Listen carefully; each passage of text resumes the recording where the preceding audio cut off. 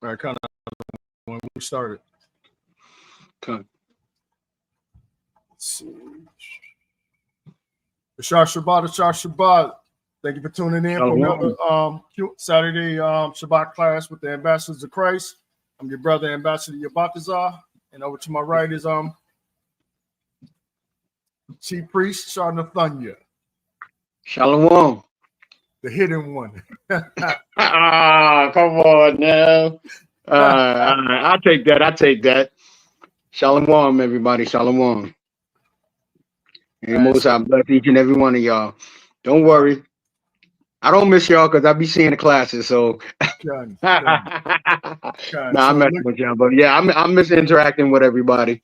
But I've been watching the classes, and class has been very, very good, very informative. And I'm glad to see everybody is still on. So yeah, so we're gonna go into a little bit about like herbs and stuff. I ain't talking about marijuana. I'm just talking about herbs in general. And this is the basic essentials for our life.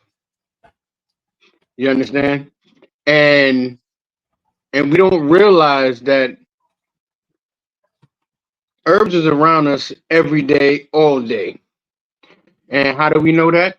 When we sit there and we look at our parks, school playgrounds, there's herbs everywhere. And a lot of herbs actually grow according to where men and women actually live. To be totally honest with you, you go to a park and you see dandelions. People say, "Oh, that messes with my allergies." Da da da da da da. Yeah, it might do so, but I didn't realize my camera went off. It might do so, and yeah, it may trigger certain histamines in your body or whatever the case may be. Your immune system may be too weak to fight it off so much at one time. So like when you're dealing with like people that got hay fever, people allergic to pollen. Now, the histamines in your body don't fight it off properly because your body gives you one chance to fight off a foreign body. And after that, your body builds up a histamine, and the histamine histamine will be an overload with the combination of what you're allergic to, and that is even to the point of certain foods and stuff you eat. Like you eat legumes, like people will call peanuts, which is actually not a nut. That's why people are allergic to what they call peanuts, which are actually called legumes. That's why they're allergic to those and not allergic to almonds, not allergic to walnuts, not allergic to dates. You understand? All those other things are nuts. That's why people are not allergic to them like that. But they're allergic to what they call peanuts, which are legumes, which is actually a foreign body. Not saying that you're not supposed to eat it. So what I'm saying is like you have your dandelions. You have with the dandelion. What is dandelion good for? Dandelion is actually good for coughing. Also a chest cold. Dandelions is good for that. That's why when if you look and use your smartphone and take a picture of these different plants and put them in a picture in Google, you'll actually see these are different herbs that actually grow around you. Just like you have the mulberries that be on the trees in the park and all that. Them blackberries that be staining the ground. You have the raspberries. These things grow in the park, and people just look at it and just take them and knock them off the trees and smash them. Mm-hmm. But those are mulberries, and they actually high in antioxidants. You understand? And which basically the supermarkets sell the same berries you can pull off the tree for free. They selling to you for $5 a pound. and then you got a little $10 tray of a handful of mulberries. So we just gonna take a little run through the right. Those are it there. Okay. Cause I've been pulling up. I pulled up the dandelions and I just pulled up the mulberry ones. It's interesting you spoke about those allergies because I have allergies to nuts, but I don't have that reaction to peanuts and all the other things you said. Right. So it's basically how your your histamine blocker actually works in your body, because your body developed natural histamine to fight other things in your body. That's why they tell you, oh, take this prescription and take this antihistamine, because why? It'll slow the histamine down in your body, and what it does is it allows you to operate normal. And when it does that, it opens your lungs and stuff back up or whatever, reduces swelling in your eyes, so forth and so on. But guess what? When you look up those these drugs, guess what the pharmacopoeia actually does? They turn around and they put what you trying to get out of your body, even down to a cold. Same thing with COVID, the flu, chicken pox, rubella. You have all these different diseases, and what they do, they turn around, they use the herbs, they use the dandelion, mulberry, so forth and so on. They use the wood root, they use the wood root tonic, they use the garlic, they use the ginseng, they use all of this stuff, but guess what? They put their drugs in there with it. Mm-hmm. And then they give it to you. Right. Right. They do that and turn around and give it to you.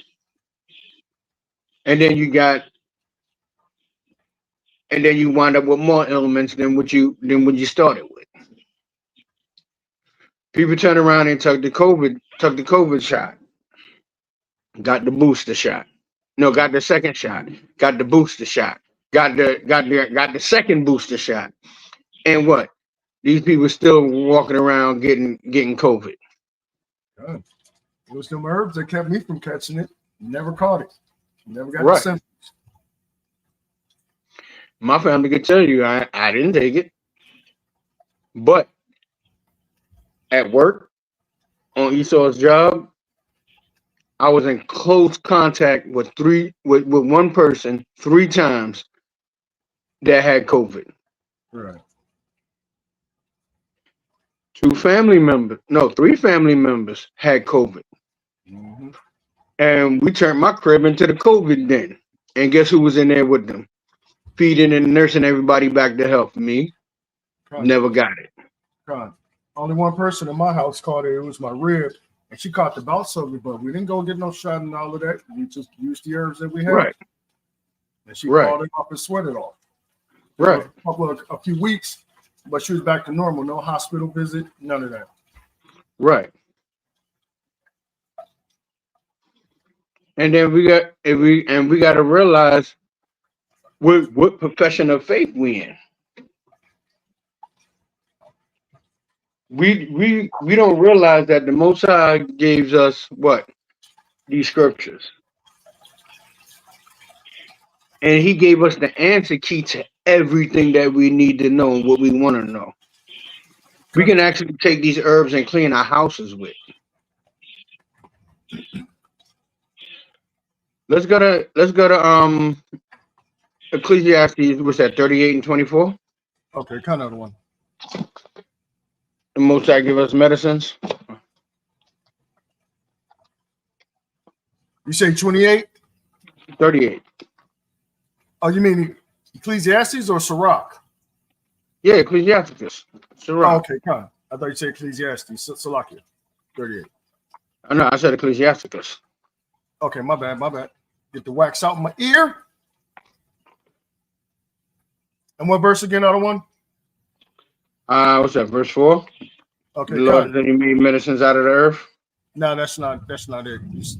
38 and 4. 38 and 4. Kind of the one. I'm there.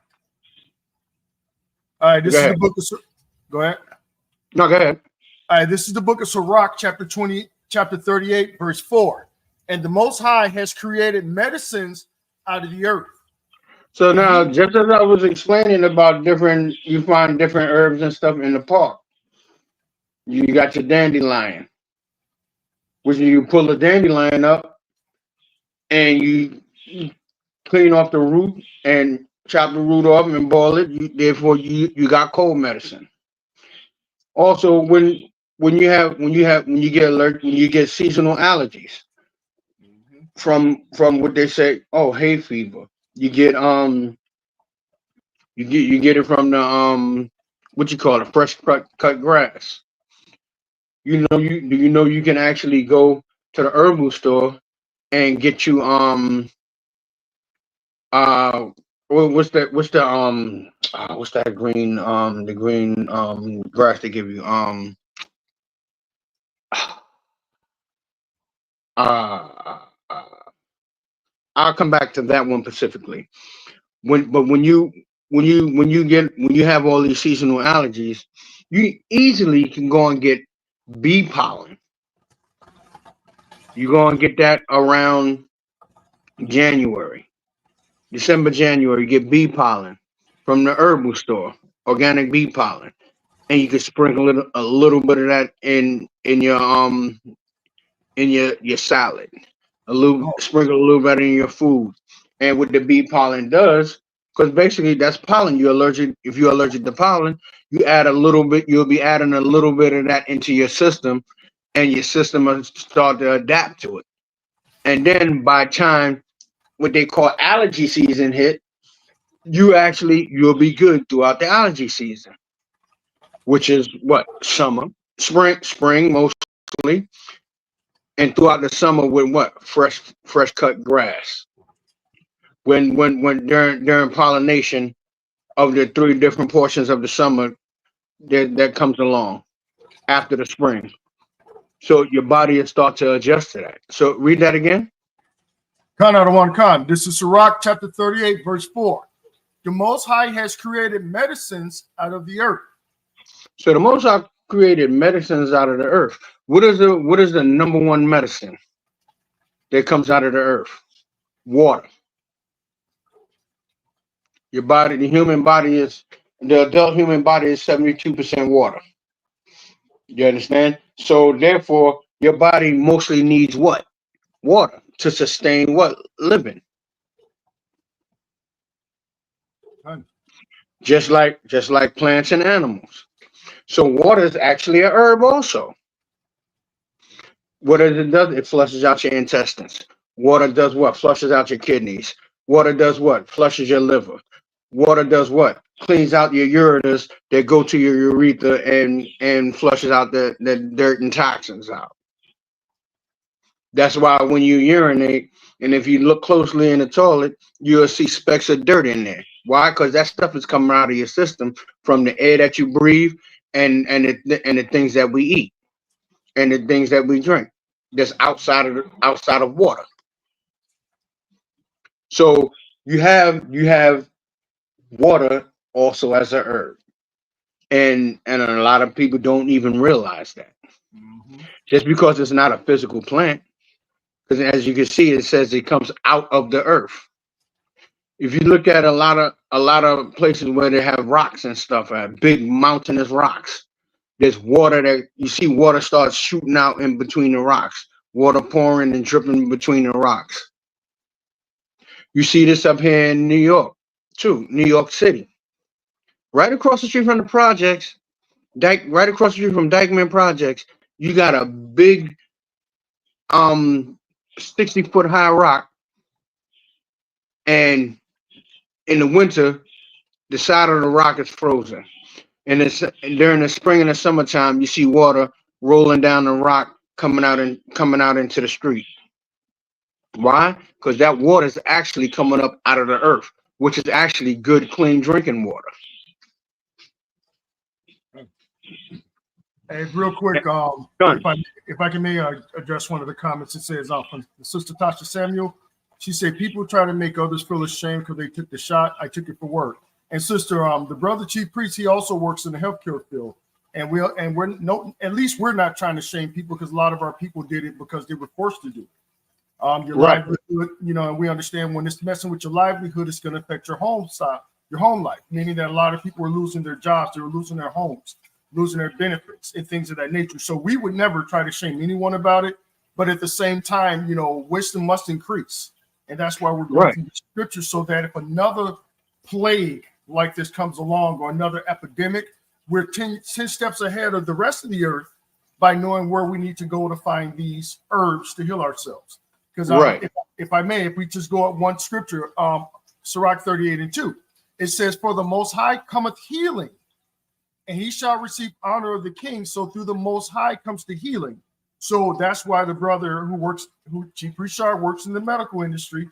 He takes care of the elderly and people that are sickly for a career. That's what he's been doing the last 10 years. And he's actually taking other courses right now, to further his education. So yeah, I wouldn't let no one shame you, but just understand this: ignorance kills, and a lot of our people did die from that COVID shot because it matched with what was really going on with them. If you remember all the death rates, they were skyrocketing, where they're labeling everyone that had died of COVID. When you actually look at the death certificate, it told you they had a stroke or they had heart disease. They had all these other things that were just popped up under the term COVID, which is why we're kind of going through all of these different herbs and all that. But thank you again. Definitely appreciate your feedback. Right. No, and Sister Tasha, I wasn't Tasha, I wasn't trying to shame you or anyone, especially in this space, because I just realized who that was. Huh? Ain't that your family? I don't know who that is. Oh, okay. I was looking at the last name. Yeah, I was asked that a couple of times. Yeah.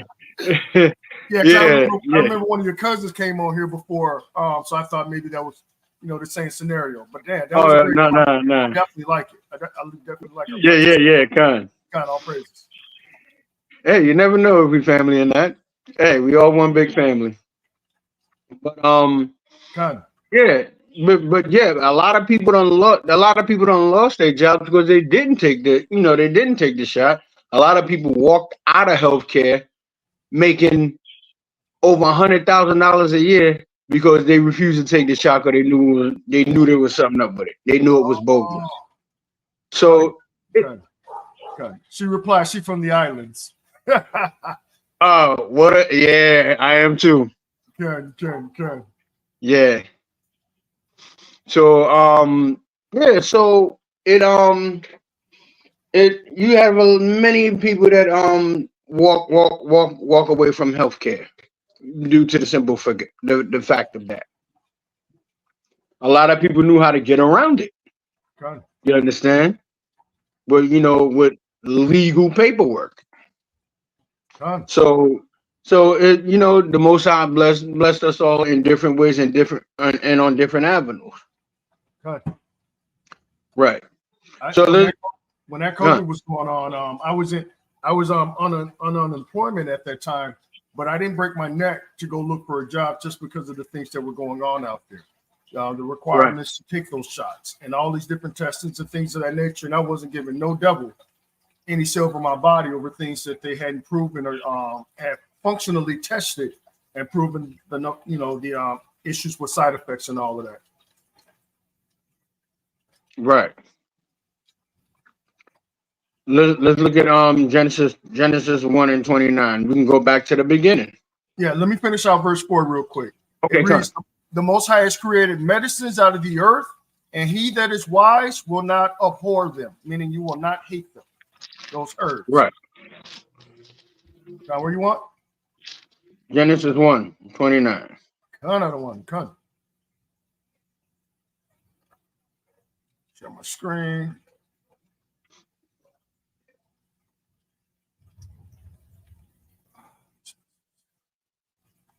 This is the book of Genesis, chapter 1, verse 29. And it reads, and the Most High said, behold, I have given you every herb bearing seed, which is upon the face of all the earth. So the Most High now the Most High said he gave us herb yielding seed for meat. For what? What do you do with meat? You consume it for consumption. Go ahead. God, Slakia, which is upon the face of all the earth, and every tree, in the which is the fruit of a tree yielding seed, to you it shall be for meat. Right. So it has to yield seed. So meaning what? It has to be able to regenerate. Mm-hmm. Good. Or what they would say germination, pollination. It has to carry those seeds. Have y'all ever seen apartment buildings or old houses, abandoned houses, or apartment buildings where you see leaves and stuff starting to grow out of in from in between the bricks and the mortar? You ever have anybody ever seen that? If you ever seen leaves and stuff starting to grow out of a side of a building with vines and stuff on it, that come from pollination. That's from the loose pollen blowing in the air, and it starts to stick to the brick and the mortar during the time they was building those buildings and houses and stuff. And then but it takes many years for those leaves and stuff to protrude and break through those bricks. I got something for the screen right now to back that up. Can you see that? Can y'all see that? Blow it up a little bit. Right. Actually, the middle column, the middle This one, right? second row, Second the row right third here. one. Con. Yeah, the third one. Oh, this one? Con. Con. Right. Yeah. Yeah, the second and the third one. There, Con. that's where your pollen actually be blowing in the air during the time they be building these structures. But it takes many years for it start to grow. You can even see in these old restaurants, you can even see it where they're growing right by the bar stools. Right. Because it's growing up out of the concrete, Con. up out of the dirt. That come from when the foundation was being laid. Con. Done. So the Lord said He gave us herb yielding seed for meat. And if you notice, when you eat fruits and vegetables, that when you're eating fruits and vegetables that don't have seeds in it, if you notice a lot of times you'll catch a cold. Mm-hmm. Why? Because it's not natural. So that's why the Most High tell us that He pointed it out. Hold that one right there, your boxes. I'm gonna address that. That's Okay. why when you deal with what I was just saying, because one said caught my eye. What I was just saying just now. Your boxes are Slakia, what did you say? You was just talking about the different herbs and what was you right. saying? The ones without the seeds, kind of the one. Right, the one without the seeds. Kind of the one. When they don't have seeds, it causes sickness and it breaks down your body. Why? Because why they mingling the seeded fruits and they splicing it and what they doing is they graft. That's called grafting. So they take the seeded fruit, they take the branch or the stem of a fruit or a tree, they splice it, put it together like this, like a triangle. They interlock it, and these are tied with twine, and they let it grow together, and then it grows into something else, and then from there you can make your fruits and vegetables without any seeds, which has no nutritious factor, no protein. It don't have nothing in it for you.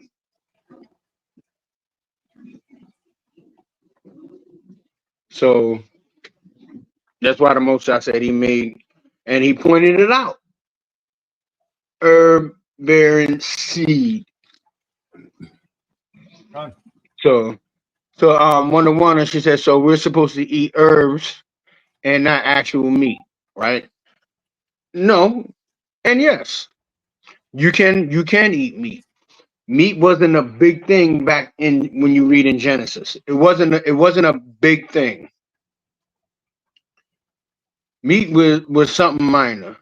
That's why in the beginning, in Genesis 1, you read about the eating the vegetation and stuff. We didn't really become carnivores big time until after the flood. Meat was eaten during Genesis. Don't let nobody try to tell you meat was not eaten in Genesis and in the beginning. Because why? Let's go. Let's go further into Genesis. Let's go into uh the flood when Noah was gathering the animals. Slack you. So we're gonna go to Genesis chapter 7. Con. Start at verse 1.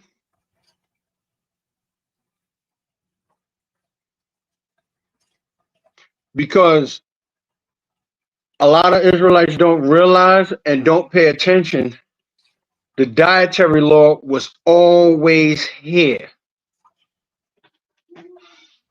The dietary law was always here. So now when you look at the dietary law, yeah, we read it in Exodus. We read it in Leviticus 11, and we also read it in Deuteronomy. But here's the first glimpse of the dietary law in Genesis chapter 1, and Genesis chapter 7, verse 1. Gone. Let's see. All right, this is Genesis chapter 7, verse 1. And Yahweh said unto Noah, come thou and all thy house into the ark. So that was Noah, So that was Noah, his 3 sons, and all of their wives. So the 8 people that had survived the flood. Go ahead. For thee I have seen righteous before me in this generation. Go ahead. Verse 2. Of every clean beast thou shalt take to thee by sevens. Read that again. Of every clean beast thou shalt take to thee by sevens. So now, before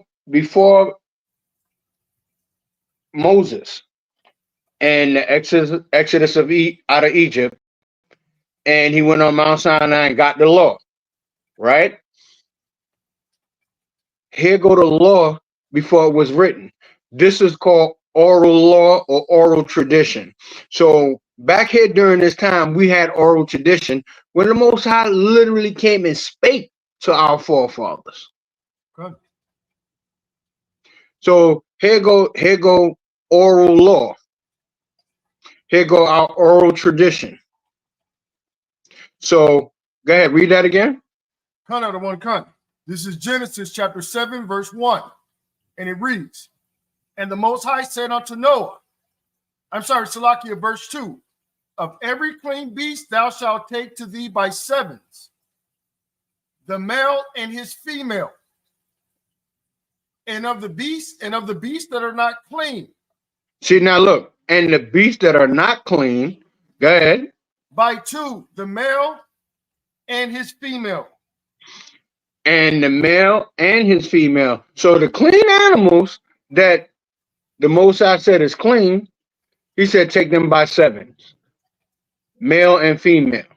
The animals that are unclean, take them by 2s, male and female. So now, where would you find clean and unclean animals? In the written part of the law. So you would leave the oral law and go to the written part of the law, which is what? Leviticus and Deuteronomy. Come out of one. So remember, when you're dealing with Genesis, Exodus, we're dealing with oral tradition up until we get to up until we get to who? Moses. And then everything become written. Done. And if I may, let me back off of that. Done. Yeah, all we got to do is just like you just said, it was oral tradition, right? So this was something that was passed down from Adam through his sons through the generation. So even when we go back into Genesis 4, when it's talking about the sacrifices that were being made onto the altar for the Most High between Abel and Cain, y'all think that Abel was offering up unclean foods? Right. Unclean meats? Just because we don't see it. And as a matter of fact, let me jump over to Genesis 4 real quick. Yeah, I was about to say go to Genesis 4 because I want to show two things. Another one. And let me see. All right, what do you want me to start at verse 4? You can start at verse 2. You can start at verse 1. And Adam knew his wife, and she conceived and bare Cain and said, I have gotten a man from the Most High. Verse 2, and she again bare his brother Abel. And Abel was a keeper of the sheep, but Cain was a tiller of the ground. Right. Now, I want everybody to put in the chat before we read on. What does the Most High want us to offer unto him? Besides ourselves, here in the law, what did he want the priest to sacrifice? Was it fruits and vegetables? Was it a meat and blood sacrifice? Which one is it? Let's put your answers in the chat.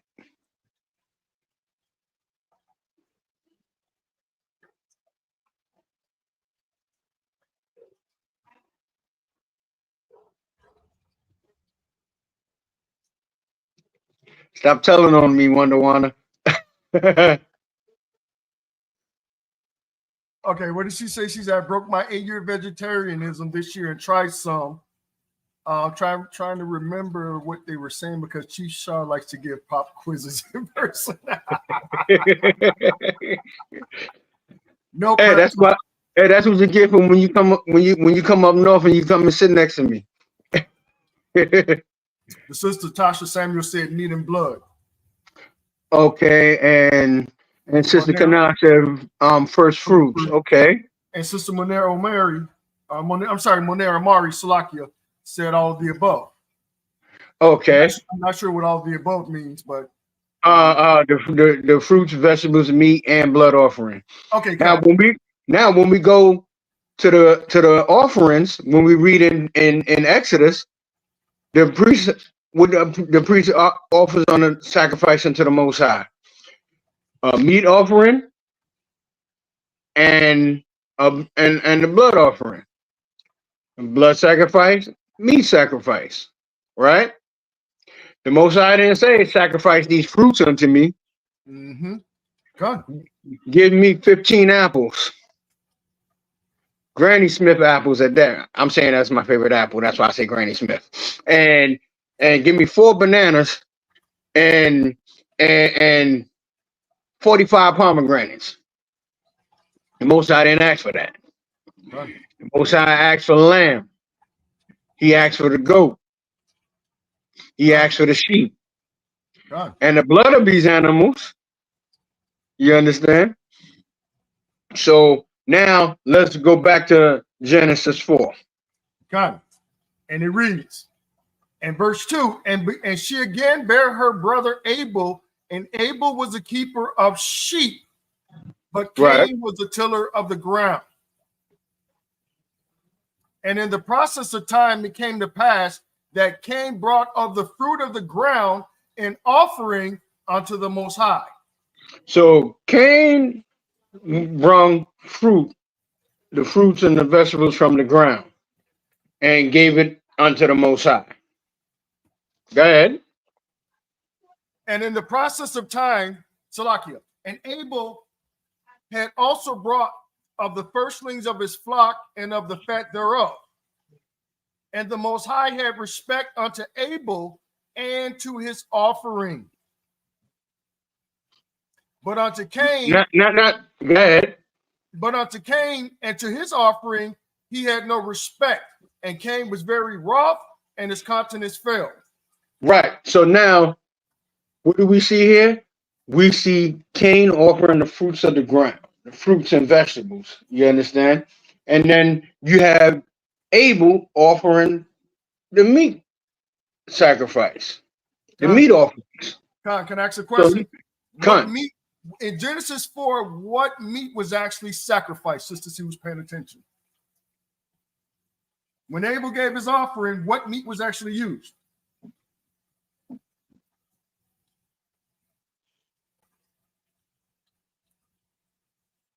Come on, everybody. Don't get quiet on us now. What meat did Abel actually offer to the Most High?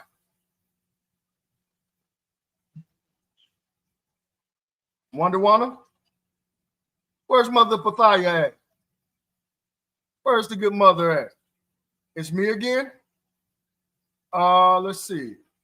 Let me see. She says, so the Most High wasn't thinking about no vegetarian? Gun. Well, the sister Tasha gave the actual answer. The answer says right there was a sheep in Genesis 4. And that's actually a lamb.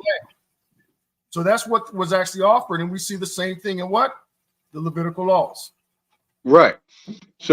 So now this here showing you same thing, oral law.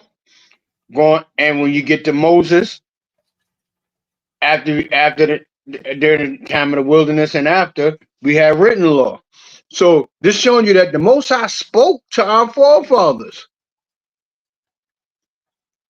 The Most High spoke to Adam. The Most High spoke to Abel. And he spoke to Cain, which is not our forefather, which is our brother, but he spoke to the fathers, the ancient fathers of the past. You understand? And he gave this to them orally. When Moses came along, then it was written. It was scribed out. God, we can read that right there in Exodus 12:3. Come. I'll read it real quick. This is the book of Exodus chapter 12, verse 3. Speak ye unto the congregation of Israel, saying, in the 10th day of this month thou shalt take to them every man a lamb, according to the house of their fathers, a lamb for an house. And that was just a precept that up going back to Genesis 4. And Wanda, as far as your question, you asked the question, so the Most High wasn't thinking about no vegetarian. I mean, the scriptures don't give a clear episode. I mean, a straight answer that people, right? People became vegetarians. You know, people do see the thing. The vegetarian thing was basically that was our main diet, but the eating fleshly animals was something was occasionally done. The way we doing it now. We're a bunch of monsters the way we eat now. Yeah, that's why the earth is being destroyed. Because if you look at the human body,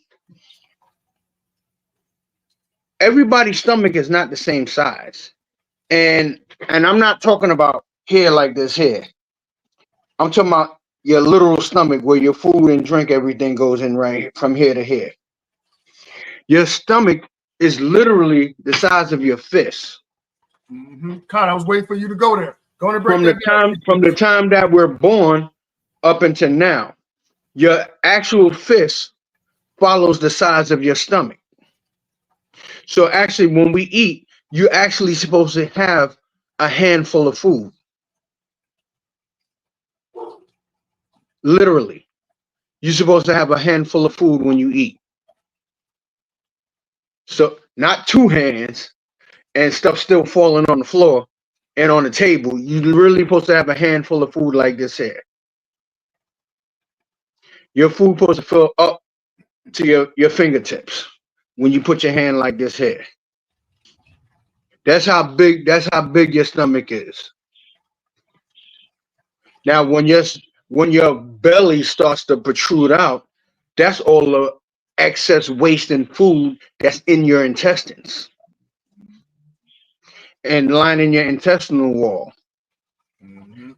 And then you have fatty deposits up under your 3 layers of skin. When you go past your 3 layers of skin, you have about 2 to 3 inches of belly fat on you if your stomach protrudes out, which is not good. And that's talking to me too. You understand? So this is how, and when you actually sit there with a big plate of food, we actually stretch our actual stomach. We stretch our actual stomach. That's how you wind up with bleeding ulcers. You wind up with perforated intestines.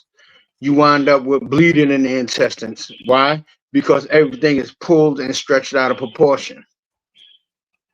Got it. Got it. And that's why we suffer with massive abdominal pain. That's when we wind up with pancreatitis. We Mhm. wind up with all these things because why? We overstuff ourselves. Could you break down the difference between the particles that we have to digest in regards to beef versus a smaller animal like a lamb or a goat, as you broke that down to me last year? Well, basically, when you look at beef, the molecules, it was the molecules in the beef Mm-hmm. is basically, you can't say it with the naked eye, but the molecules in the beef is like this here. And then the molecules in the lamb and goats, and actually um um uh what they call that, bulls, and Angus, the Angus. That's another bull or cow. Mm-hmm. Their molecules are smaller. That's why you see. That's why when you see like a lot of you will see a lot of cows that's real skinny. A lot of bulls that's kind of slim and trim, and Mm-hmm. you'll see a lot of them just big and fat and out of shape. Those are the ones they actually force feed that's big and fat and out of shape, and the molecules and stuff get extra big. Got And then you got with the smaller molecules, the naturally fed, and they let them graze on their own without them stuffing and feeding them right, Con. One and of the shooting them with all kind of hormones and steroids. right. What I did was I just did a quick Google search. Is it easier to digest lamb or beef? And it says for muscle building and strength, beef is a better option. Lamb is also a good choice for bodybuilding, but not as good as beef because beef has a higher amount of protein and less in fat. But lamb is easier to digest and has more omega-3 and a healthier Right, fat, which improves your heart health. It says also right, it says that the foods that with the longest time to digest are bacon, beef, lamb, whole milk, heart, cheese, and eggs, right? So basically, it's just making an analogy between all those different things that are out there. I didn't want to be long-winded on that, but I right, just wanted to bring something to back up what you were saying. right. And that's why a lot of people that say they don't want to overindulge in the lamb and during the Passover, the Most High know what He made. Yeah, kind of. And as you can see, it only said that the lamb, that's the only one that has what? The omega-3. And omega-3 is what? It's good for heart health. Mm-hmm. And omega-3 oil is actually good for you. That's like eating eggs. You get your protein and you get your omega-3. The omega-3 fatty acids. That's like the same thing as fish oil. You get the omega-3 from the fish oil, which is actually from the skin and under the curved bone in the jaw of the fish. That little slice of meat that look like a little finger that's right up under the gill. That's where your omega-3 is located at, in the skin and that little piece of meat that's up under both of the gills. Wow. There's a little piece of white meat on both sides. Yeah, Somebody Shabbat had a Shalom. question. Shabbat Shalom to Arya. The sister, the brother Omari. I keep screwing up. I'm sorry, Salaki. I don't mean no offense. Question: is sheep one of the animals to be consumed and considered clean? Yes, Khan, it is. Yeah, Khan. I already got 11. Leviticus 11. Khan, and also we go also look at it like this: where the Most High call us an unclean animal. Khan. We're the lost sheep of the house of Israel. We're the sheep to the slaughter. Khan. Right. So if you want Moner, you can always read Leviticus chapter 11. I do have it pulled up real quick, just to kind of give you a quick run through it. And I believe that I'm probably going to do another class on this, just even bringing up the pictures of the different animals the Most High said we could not read. So we're in the book of Leviticus chapter 11, verse 1. And hold on, let me just zoom that up for y'all. And the Most High spake unto Moses and to Aaron, saying unto them, speak unto the children of Israel, saying, these. Hey, Salak got one. Go ahead. Salak got one. Get Deuteronomy 14 and 1 instead, because we always use Leviticus. Let's show the people something. Show it in a different book. Remember, your word Deuteronomy. Deutero is two, double. Yeah. So this is the law written twice. This is double law.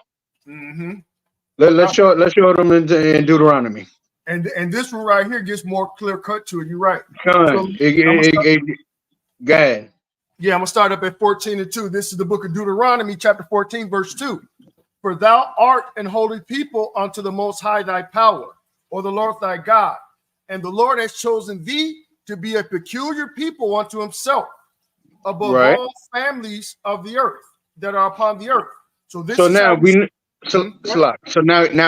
know that when we go back to Genesis chapter 10, the Most High created 18 nations on this earth. We have 18 different nationalities of people specifically on this earth. Now, it says we're a peculiar people unto the Heavenly Father. We're special people and we're chosen people unto him, right? So now, by us being peculiar, chosen, separate from all the other 17 nations on the earth, this is what the Most High gives us. Go ahead, verse 3. That's verse 3, right? Yes, sir. Okay. I don't want to cut. We're in Deuteronomy chapter 14, verse 3. And thou shalt not eat any abominable thing. Verse 4. Anything filthy and dirty. Go ahead. Mm-hmm. Verse 4. These are the beasts which ye shall eat: the ox, the sheep, and the goat. Go ahead. The hart and the roebuck, and the fallow deer, and the wild goat, and the pygarg, and the wild ox, and camois. Right, 6. The pygarg, that's the bison. Yep, con. And the wild goat is basically, you'll find the wild goat for us in this hemisphere, this part of the hemisphere. We'll find the wild goat, which is the mountain goat.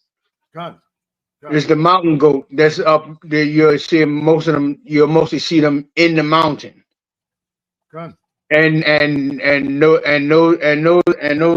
Those goats, they're very agile to the point where they can stand with all 4 feet together like this here. They can stand together with all 4 feet together like this here, and stand in one spot. Mm-hmm. on a piece of a rock and stand there. Mm-hmm. And they can run and skip all over the side of a mountain without falling. So you mostly find them in this part of what they call the Eastern Hemisphere. You mostly find them down in the Caribbean. I had actually pulled up the image of that other animal, the camois, which goes right back into the mountain goats. Right. Which we can see right there in the same verse. Yeah, it just says a species of a goat antelope native to the mountains in southern Europe and things like that. Mm.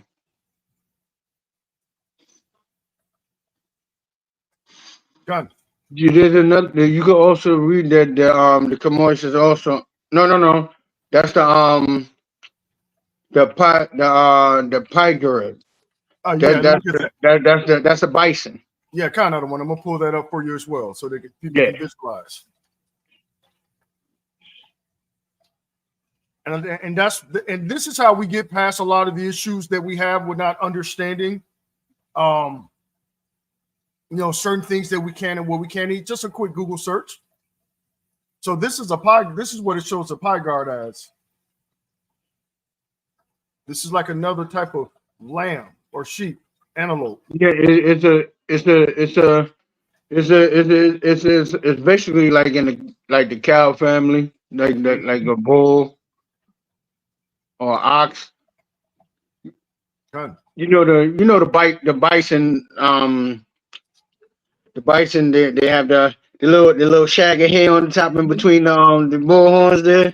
Yeah. There you go. Right, and think about it.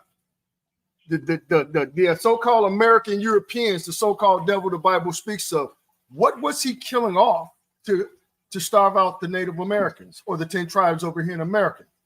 They were killing all the bison and buffalo. Right, because that was the main that was the beef that they ate. Mm-hmm. And this type of beef is more leaner than more leaner than the cow and the and the bulls. Gone.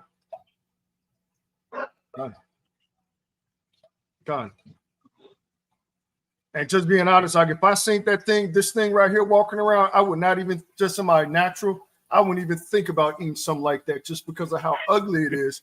But then it was just it is. It's an ugly beast. You're good. And I probably would have took off. I probably would have had to flee 7 ways in fear of not knowing what that thing was. But it just shows how much we have to learn in regards to what is healthy for us and what is unhealthy for us, what's clean and what's unclean for us. Right. Let me see. Let me check the chat real quick. Let's just check the chat real quick. Yeah, I was just looking at it. Yeah. Yeah, Con. Dr. Sebi said that lamb was worse than a pig. I don't know about that. I agree. I know it can't no way be. I mean, his word, what he just said, being worse than a pig, that would be going against the Most High's tradition. And remember, Dr. Sebi, he didn't believe that he was one of us. He was on that African spirituality stuff. So he was taking a conglomerate of everything he gathered from the African continent, trying to make it one centralized thing for the whole continent of Africa, and then try to imply that on us. Nah. And thank you, sister. Me again. You're right. The Most High trumps Dr. Sebi. Let's see. Wanda. This is why I started back to eating meat this year. All praises to Wanda. And she says, my daughter has began her My daughter began her veggie only journey this year, but still eats fish. Come. Let's see. I spoke to Dr. Sebi. And to be a vegan, or just be a vegetarian, be a vegan, we got to be careful because you got to know how to eat, and you got to research, how to go back into that lifestyle, because you still got to keep up. You still got to keep up with your protein. You still got to keep up with your iron. You got to, and the fiber part is not going to be no problem because you're eating greens and vegetation. You got to know when certain vegetables and fruits are in season, because eating vegetables and fruits that's out of season, especially fruits, you sitting around eating watermelon in December and wonder why you got the flu, because you eating the summertime fruit in the wintertime. Right. Where's that fruit coming from? You taking something from one climate, bringing it to another climate where your body is acclimated to for that time of year. You throw your whole immune system and everything off. So you have to know how to eat. I met people that started on their vegan journey, or want to be a vegetarian, and they was wondering why they kept getting sick and their iron is low. I'm like, what are you eating? Oh, I'm eating carrots. Oh, I'm eating broccoli. I'm eating asparagus. Oh, I'm eating cauliflower. Okay. Gone. You're missing something. Gone. You're missing your protein. Yeah. Where I find protein at? You didn't research this stuff before you went into it? Gone. And I got it on the screen, just the different things that we deal with when we become vegetarian, cut meat completely out of our life. I'm just showing some of the risks and the hazards that come along with that. Like you suffer with anemia, low vitamin D. You don't get your portion. You wind up suffering with anemia because you don't know how to replace that iron that you're not getting from when you was eating meat, when you was eating fish, when you was eating chicken. You understand? So you got to know how to replenish your body at the same time. Con. And one of the things that you're missing out is when you don't have any meats in your diet, you wind up giving yourself more psychological health issues, right? They're saying even anxiety, even with their studies of people who have been vegetarians versus meat eaters, they found a noticeably higher rate of psych issues among those who didn't consume animal protein. So that's just another thing. You got the bouts of depression, and then obviously the eating disorders that come along with anything you really overly indulge into. Right. So let's go further into the scriptures also. Did you want me to finish up the Oh no, we finished that in Deuteronomy because we wanted to get the meat aspect real quick. Come. But y'all brothers and sisters, y'all can read Deuteronomy 14 and continue on going into the dietary law also. Let's go to Ecclesiasticus 36 and 18. I was a full vegetarian. I had nothing that. Hey. Yeah, and that shows that she went all the way with it. Yeah. She said I ate nothing that I had a mama for 8 years. Right. Sister, can I ask, can it make you bigger? No, can you make it bigger? Talking about the one of the photos. Okay, the screen. That was back with the leaves and stuff growing out of the side of the buildings and stuff. That's the one she was asking for. Okay. Yeah. You had did it. Yeah. Yeah. She says I eat lamb all the time, best on the digestive system when compared to other meats. It is very expensive. Esau knows why they make it so expensive. Right. I keep getting sick because I'm eating meat now, but I'm forcing myself. Okay. Yeah, your body's probably going back through that transition. Right. Don't eat so much of it at one time. Because remember, your stomach is only this big. Right. Big as your own fist. So what you call it? So if you eating meat, you're supposed to have like 1 chicken drumstick, 2 wings. Right. You eat 2 wings at one time. Yeah. Right. Yeah, not a chicken breast style, 2 thighs and a couple of legs and a wing. Right. Sitting there eating a 5-piece. It don't work like that. And now you're sitting around wondering why you got the itis while you're on class. Right. And when you got the itis is because why? Your brain trying to process and break down all that food that you put inside your body and trying to separate the nutrients from the toxins and then your body is trying to expel the waste and deposit the waste in the waste area at the same time for it to be excreted out of you. So your body working in overtime, which it starts with your brain. So that's what makes you lethargic. Hey, sorry about that, Sister Kana. I just got caught up with that comment. I didn't know you were talking about the actual animals. Wanda says she used sarsaparilla for iron and burdock, which is burdock root. I use the same thing. Right. God, all praises. Thanks for sharing that wisdom, though. For sure. And you said you want to go to Ecclesiastes or Sirach again? It's Sirach. 36 and 18. All right, Sirach 36 and 18. Count out of one.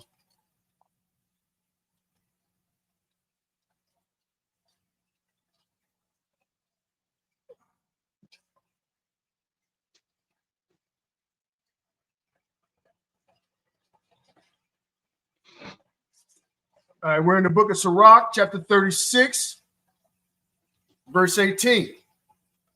The belly devoureth all meats, yet is one meat better than another. Go ahead. As the palate tasted diverse kinds of venison, so does in heart of understanding false speeches. Right, so you got to get understanding and stuff on what you eat. Go read that again from the top. the top cut. The belly devoureth all meats.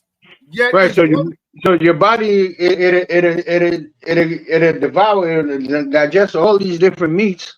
Go ahead. yet is one meat better than another. But now is one meat better than the other? Done. This is going into moderation. Go ahead. As the palate tastes diverse kinds of venison, and anybody knows what venison is, that is a deer. So Right. does the heart of understanding, so does a heart of understanding false speeches. So you gotta have a mind of understanding. So this is twofold. This is even talking about gaining wisdom, gaining knowledge, gaining understanding also. So this is also twofold. Not only eating food, how to eat food, and how to consume food on a level with wisdom, and it's also talking about us gaining understanding of the Most High's word, gaining understanding of things that goes on in life. May I jump up to 14, Chief Priest? Come. This is on verse 14. Fill Zion with thine unspeakable oracles, and thy people with thy glory. So keeping these dietary laws and give this wisdom and understanding, those are the unspeakable oracles. Those are the things that will be written in our hearts and in our mind as we continue to grow and grow and grow and gain wisdom and knowledge in this walk. Come. Let's go. And also, you also can use a lot of these herbs to do what?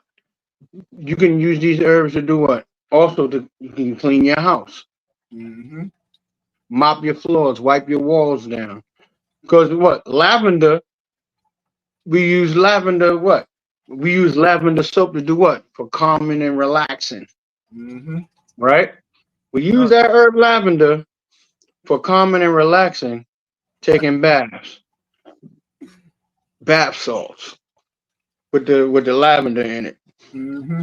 Calgon, take me away. Right. Johnson and Johnson baby lotion with lavender in it. Johnson and Johnson baby soap with lavender. Why? It helps you relax. Because lavender is very tranquil. Right? You got frankincense. Frankincense, you could use frankincense to clean and deodorize your house also. Done. But what? The most I gave it to the priest to burn could as a sweet smelling savior. Done. And what? Scripture let you know that the most I love the scent of frankincense and myrrh and other spices. You understand? So let's go to Exodus 30. Count out one. Verse 4. No, verse 34.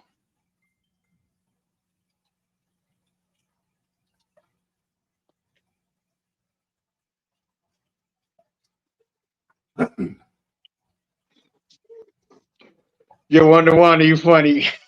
I can't stop either. I can't stop with the P Diddy jokes either. Johnson and Johnson baby oil with Ciroc. Okay. Yeah, no Diddy. Pause.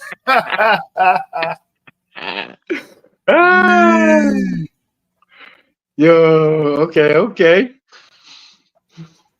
So you got that? Yes, count out one. This is Exodus chapter 30, verse 34. And the Most High said unto Moses, let me just make that bigger for this crowd.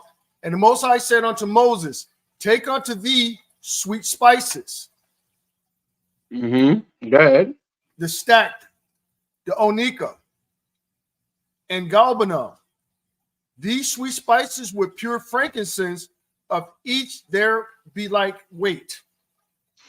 So so these different herbs that we read in here, the Most High told the priest to use.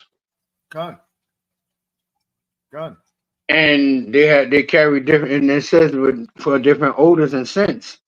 So this is all these herbs is also not only you can intake into your body, they're also cleaning agents. Perfumes. Right. Go ahead. It's like it 1 second.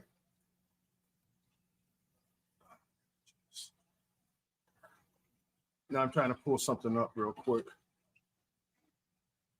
See if I can give us a visual. Okay. So just real quick before I continue reading, I just wanted to give you all a picture of what the Onika plant looks like. Because for a lot of us, we've never seen those things. So I just want to give you share this tab real quick. So these are Onika herbs. I'm not sure if you can really see them real clear. But these are some of the images of what an Onika farm looked like, or what the actual herb itself looked like. I'm not sure if I can get anything clearer on that. But we like, we like to be, we like to demonstrate the things that we're talking about and all of that. But let me go ahead. And this is Exodus 30 and 34 again. And the Lord said, it's a lot. And they use that. They use that what's that? The Onika, right? Right. That's also used to make incense. Mm-hmm. That's something else that's within the incense that we use. They add that to help make the incense. God. And I think I found that other one. Yeah. That's interesting right here. Let me just share this other one. And I also just pulled up the galbanum plant. Let's see what that is. What do they look like? Dandelion. They look almost like dandelions. Yeah. Can y'all see that? Yeah, they almost look like dandelions, honestly. Not sure. Let me see how it's looking on StreamYard. Okay, Cons. All right, I'll jump back over to the verse now.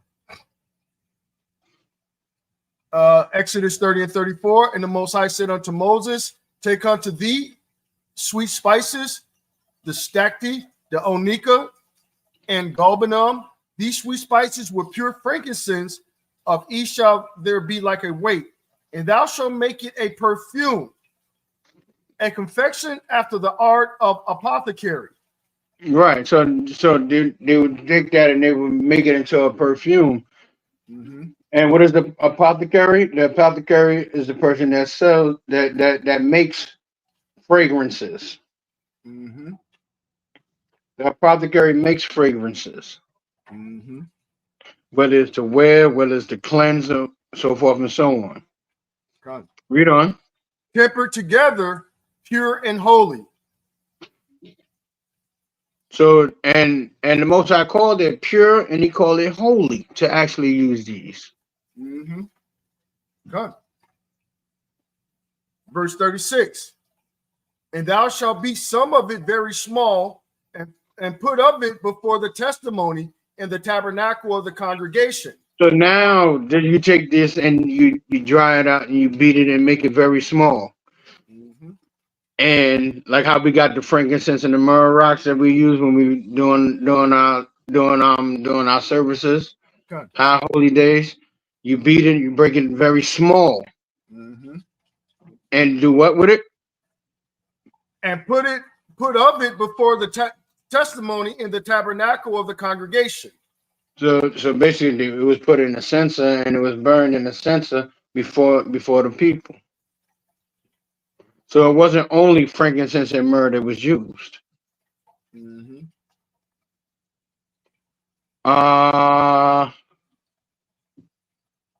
Let me finish that one out if you're going somewhere else. I'll finish that out at where I will meet with thee, it shall be unto you most holy. Right. And within that cloud of the incense smoke, that's when the Most High will come down in that cloud and meet with the priest. Because here in Exodus, it was Aaron and his sons. Look at verse 20, the early 20s. The early 20s. It talks about the myrrh. So you got the frankincense, and a lot of people don't know that you can actually take the frankincense and boil it. Verse 23. Yeah, you could take the water. You could take the frankincense and boil it, and you can actually mop your house with it, clean your walls and all that stuff with it. And it also deodorizes your home and put a better spirit in it. You got it? Verse 30, I think verse 20. Verse 23. 22 and 23. All right, it says, moreover, the Lord spake unto Moses, saying, take thou also unto thee principal spices, Right. That's that. Go ahead. Of pure myrrh, 500 shekels, and of sweet cinnamon, half so much, and even 250 shekels, and of sweet calamus, 250 shekels, and of cassia, 500 shekels, after the shekels of sanctuary, and an oil, and what is that? Of oil olive in hin. In verse 25, it says, and thou shalt make it an oil of holy ointment. So now we checking the herbs. Now when you go back to 23, because it said you take all these different herbs and you put it together and you make a holy ointment. Mm-hmm. So we use it to bless and to heal each other with the olive oil. Done. Yeah. And with the different spices. Done. But read verse 23 again. Take thou also unto thee principal spices of pure myrrh, 500 so with pure myrrh. So you got the frankincense, you got the myrrh. You can take the myrrh. You got bad spirits in your house. You can just burn myrrh, just myrrh only, and get bad spirits out of your house, including people. But if you run yourself out of there, it's a problem. So I'm just letting you know. So yeah. So we got the frankincense, we got the myrrh. You can clean your house with it. Also with frankincense.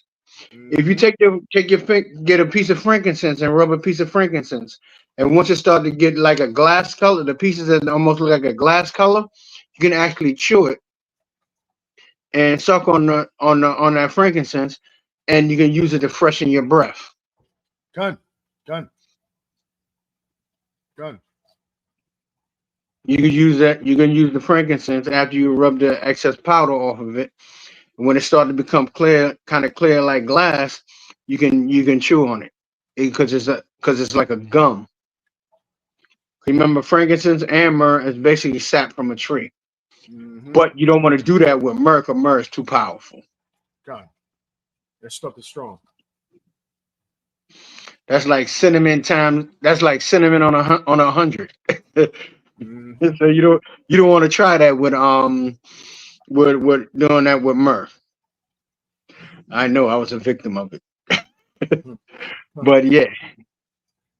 But you can use frankincense as a breath freshener. And then you had the sweet cinnamon and the sweet calamus and the olive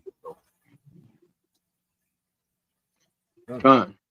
And that's how we can make the anointing oils. So that gives you a secret on how to make it at home if you can't buy it. Right.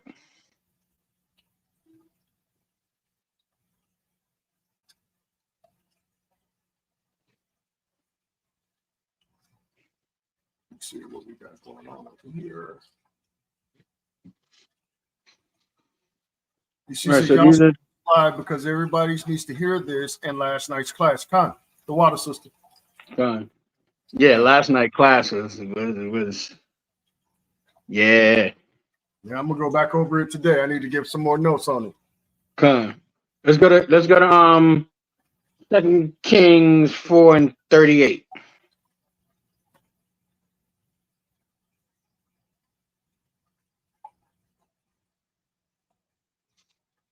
And it's one I'm looking for in Wisdom of Solomon. I got the one in Wisdom of Solomon already. I believe that's what you need. I think I got that already. 16th chapter? I believe so. Let me just double check real quick because I had it already lined up. I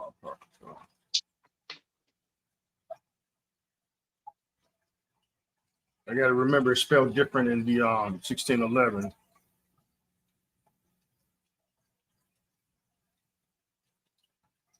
Hold on, what did I do with that? I had it up. Come on, that's what I want to. Which one? Wisdom of Solomon, 16 and 12. 16 and 12, come on, the one. Come on.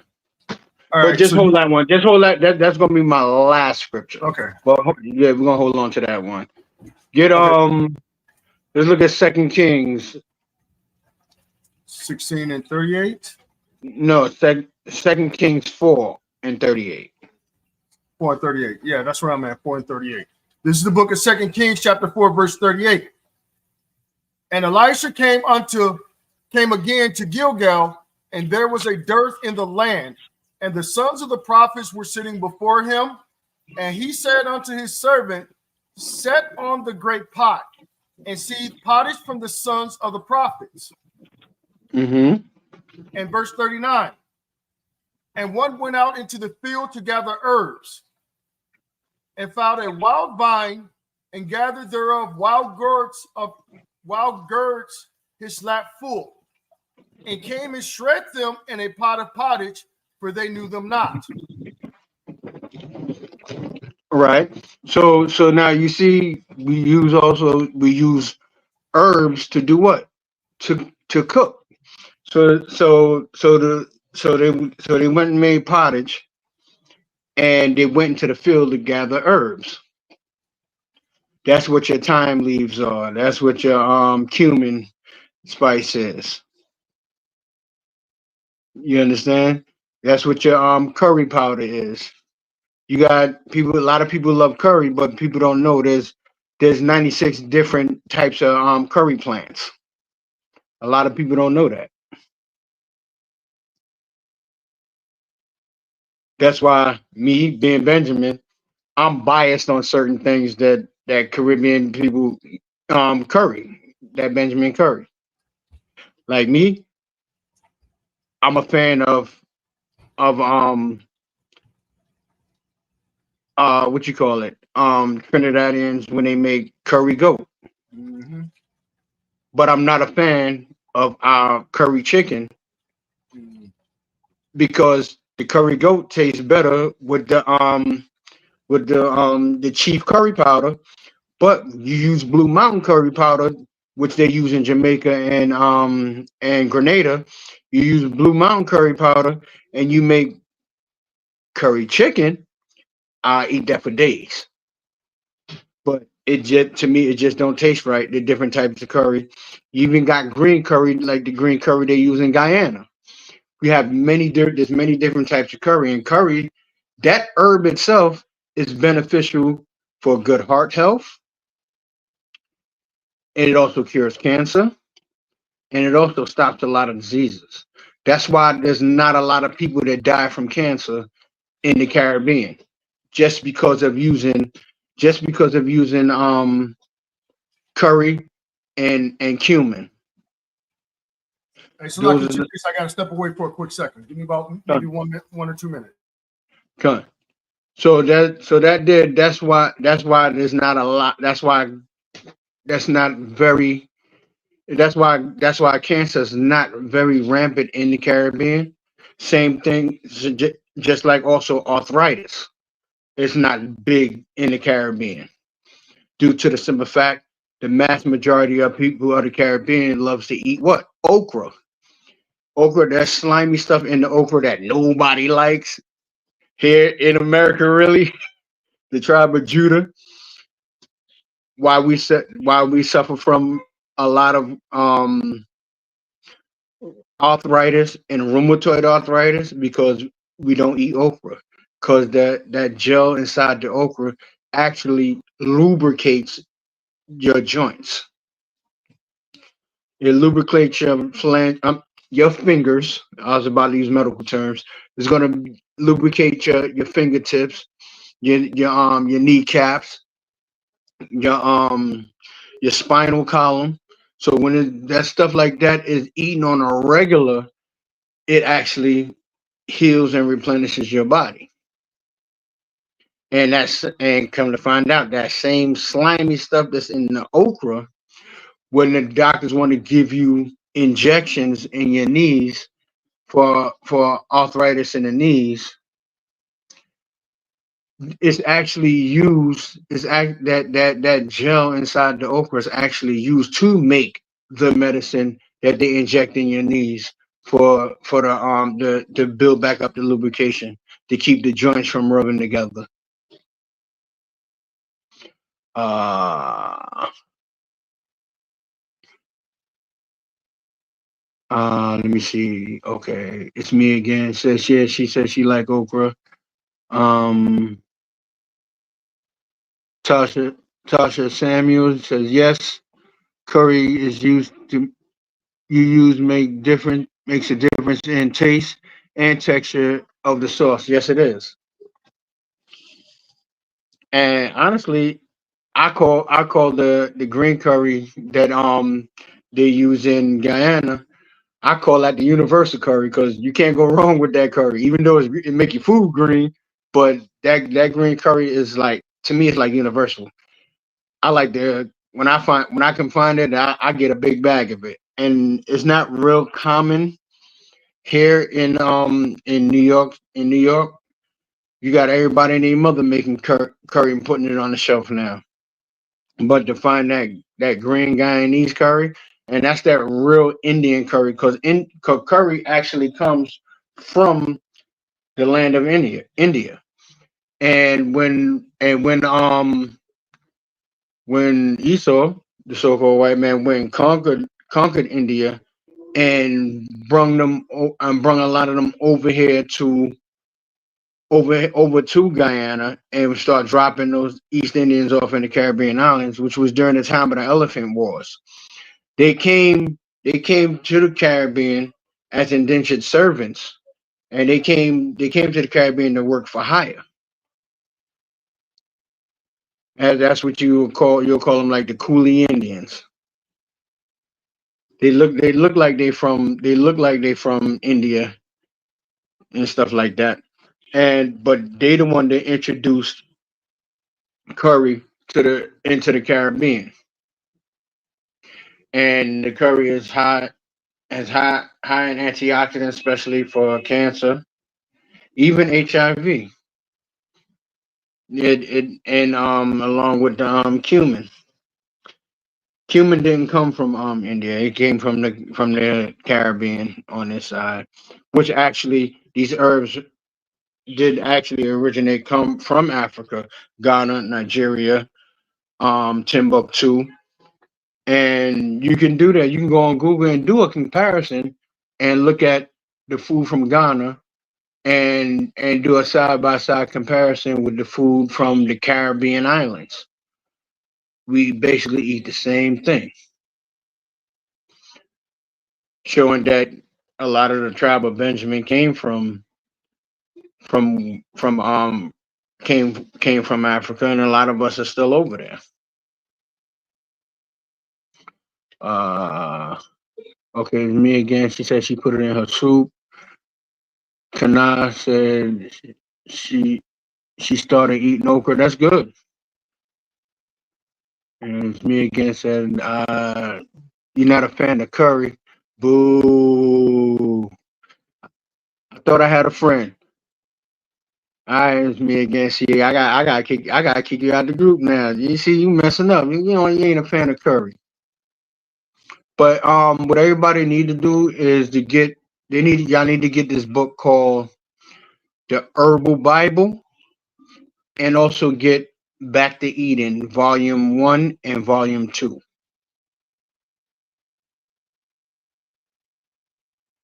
Oh, you must have had a bad experience with curry. I ate somebody curry one time. The food tastes like it had sand in it. They put so much curry in it.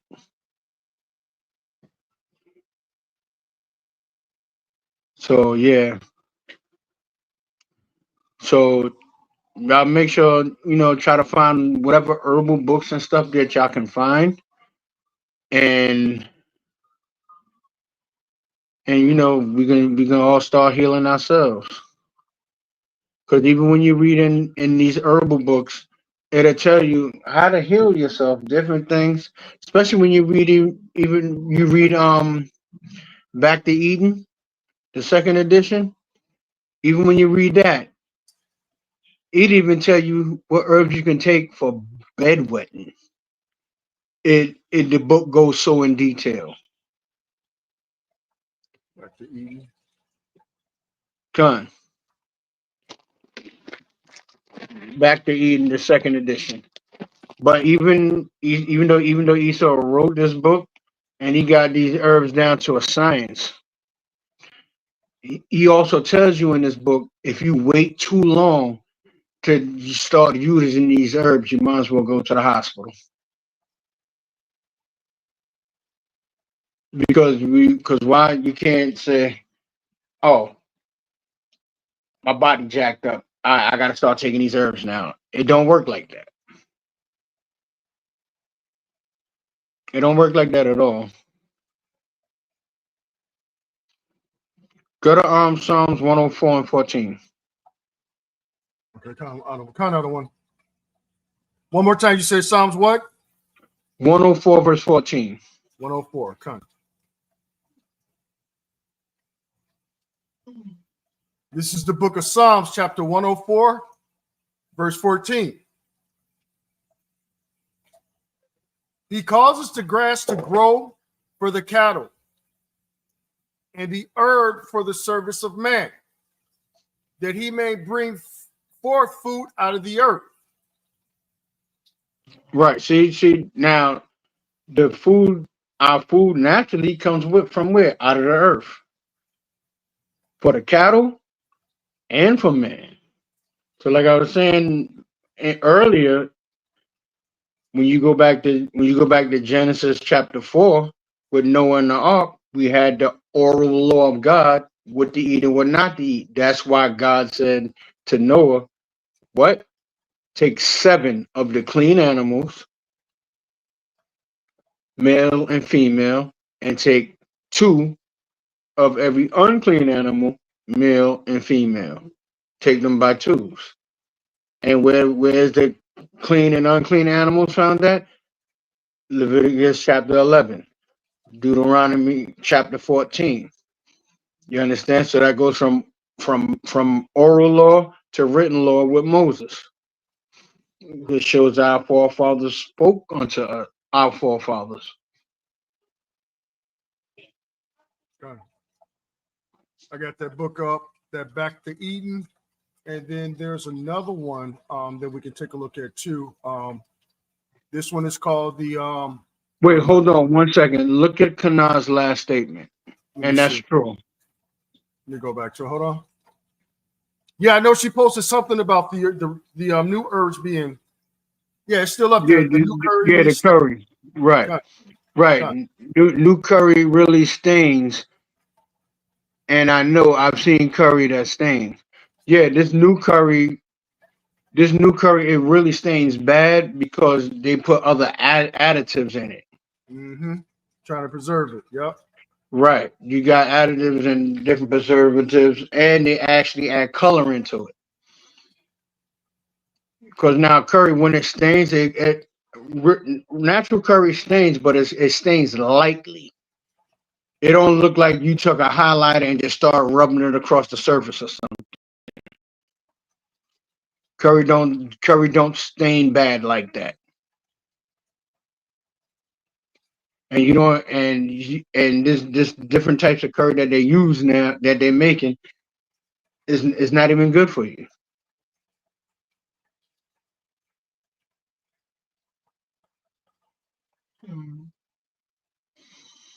Because curry also can be used like a dye. That's why it also stains. Mm-hmm.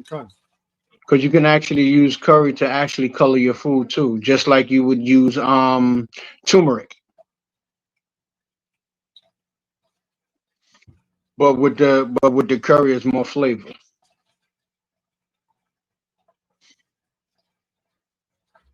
Done.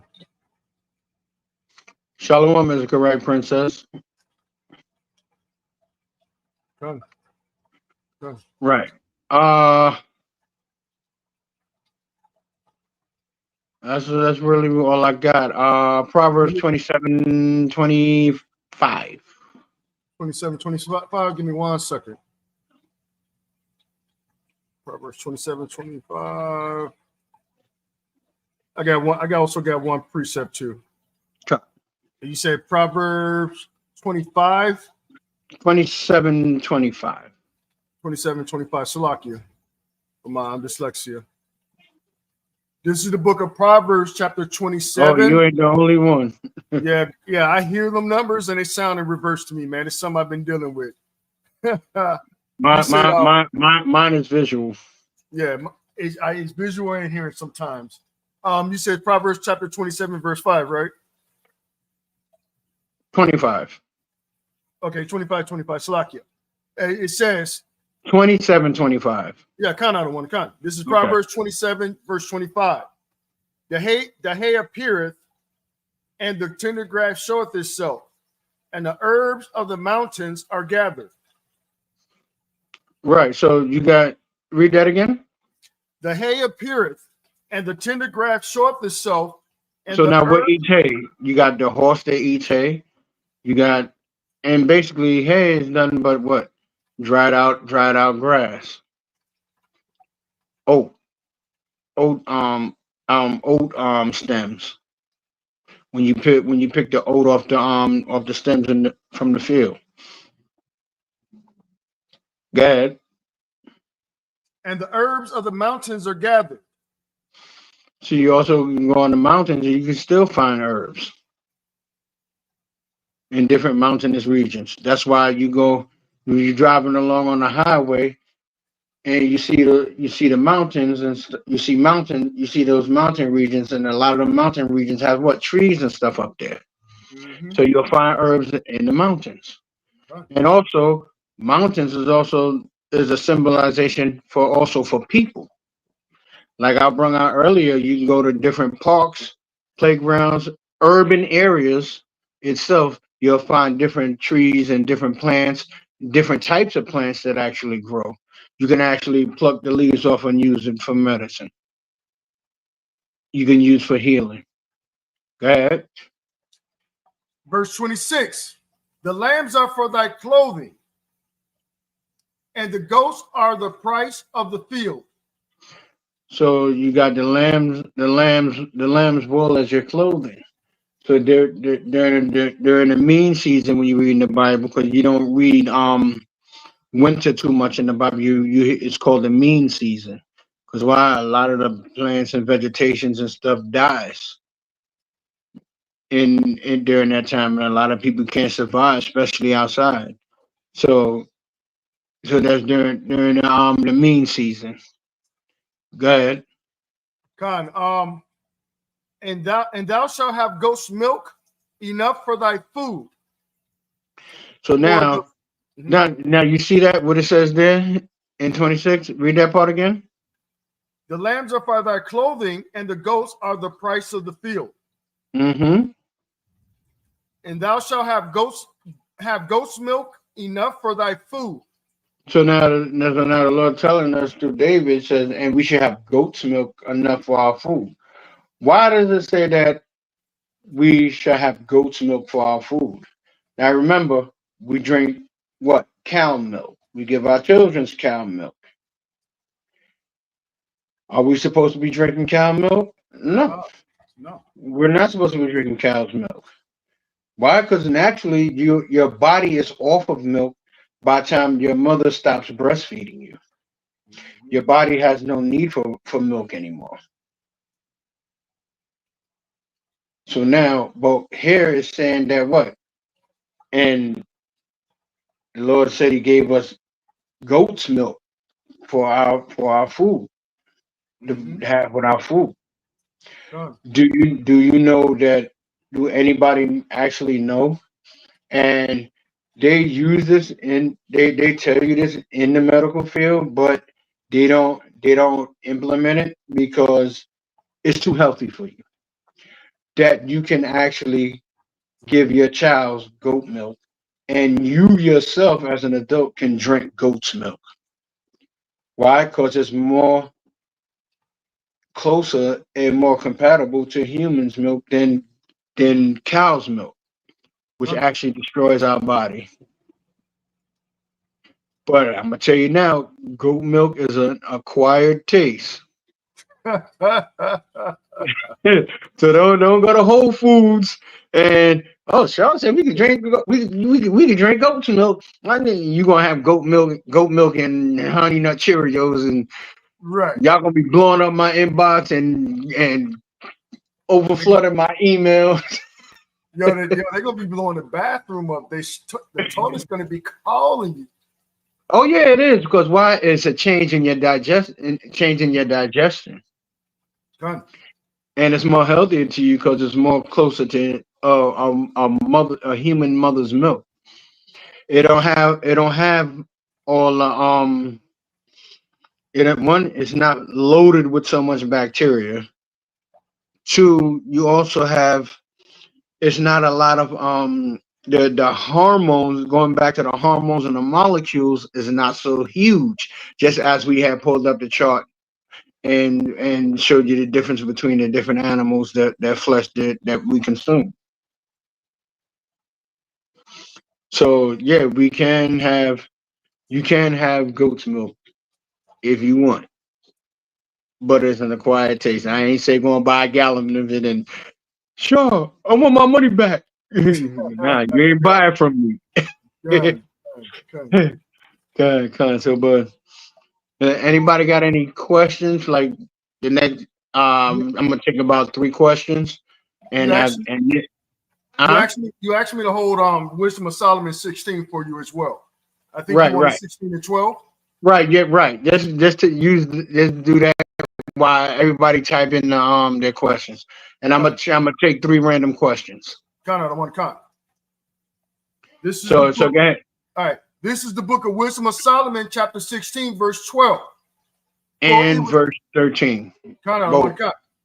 Go ahead. For it was neither herb nor mollifying plaster that restored them to health.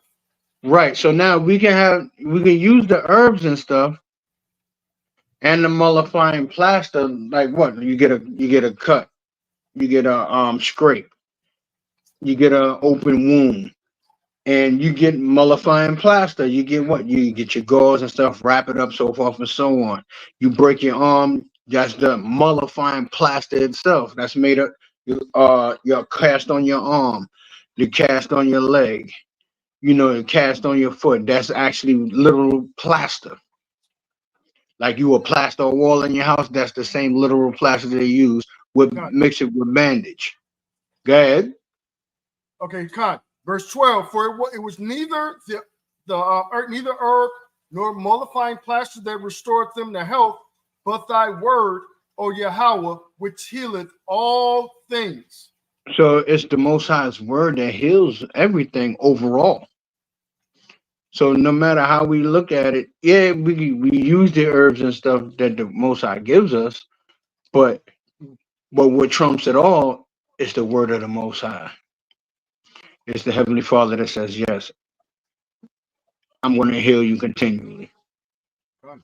Con. And it's also twofold talking about He will heal our minds, Mm-hmm.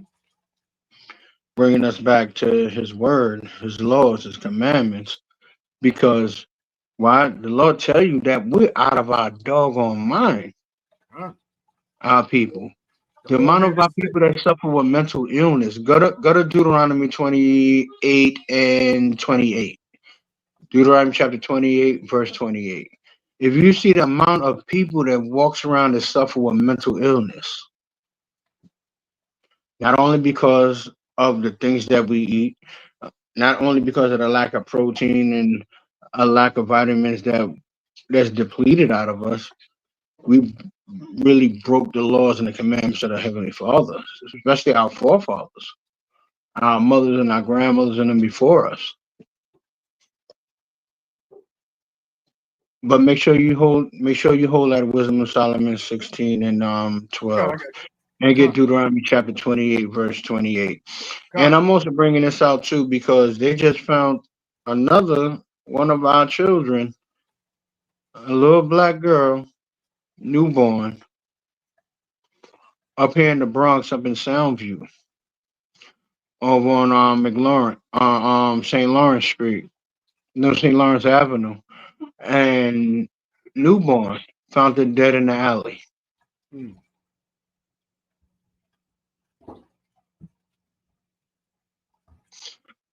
Before you read that, it's Sister Israel Right Princess said, do you know that cayenne pepper can stop a heart attack, among other great healing powers? Yes, kind it does. Because what it does, what cayenne pepper does, it works like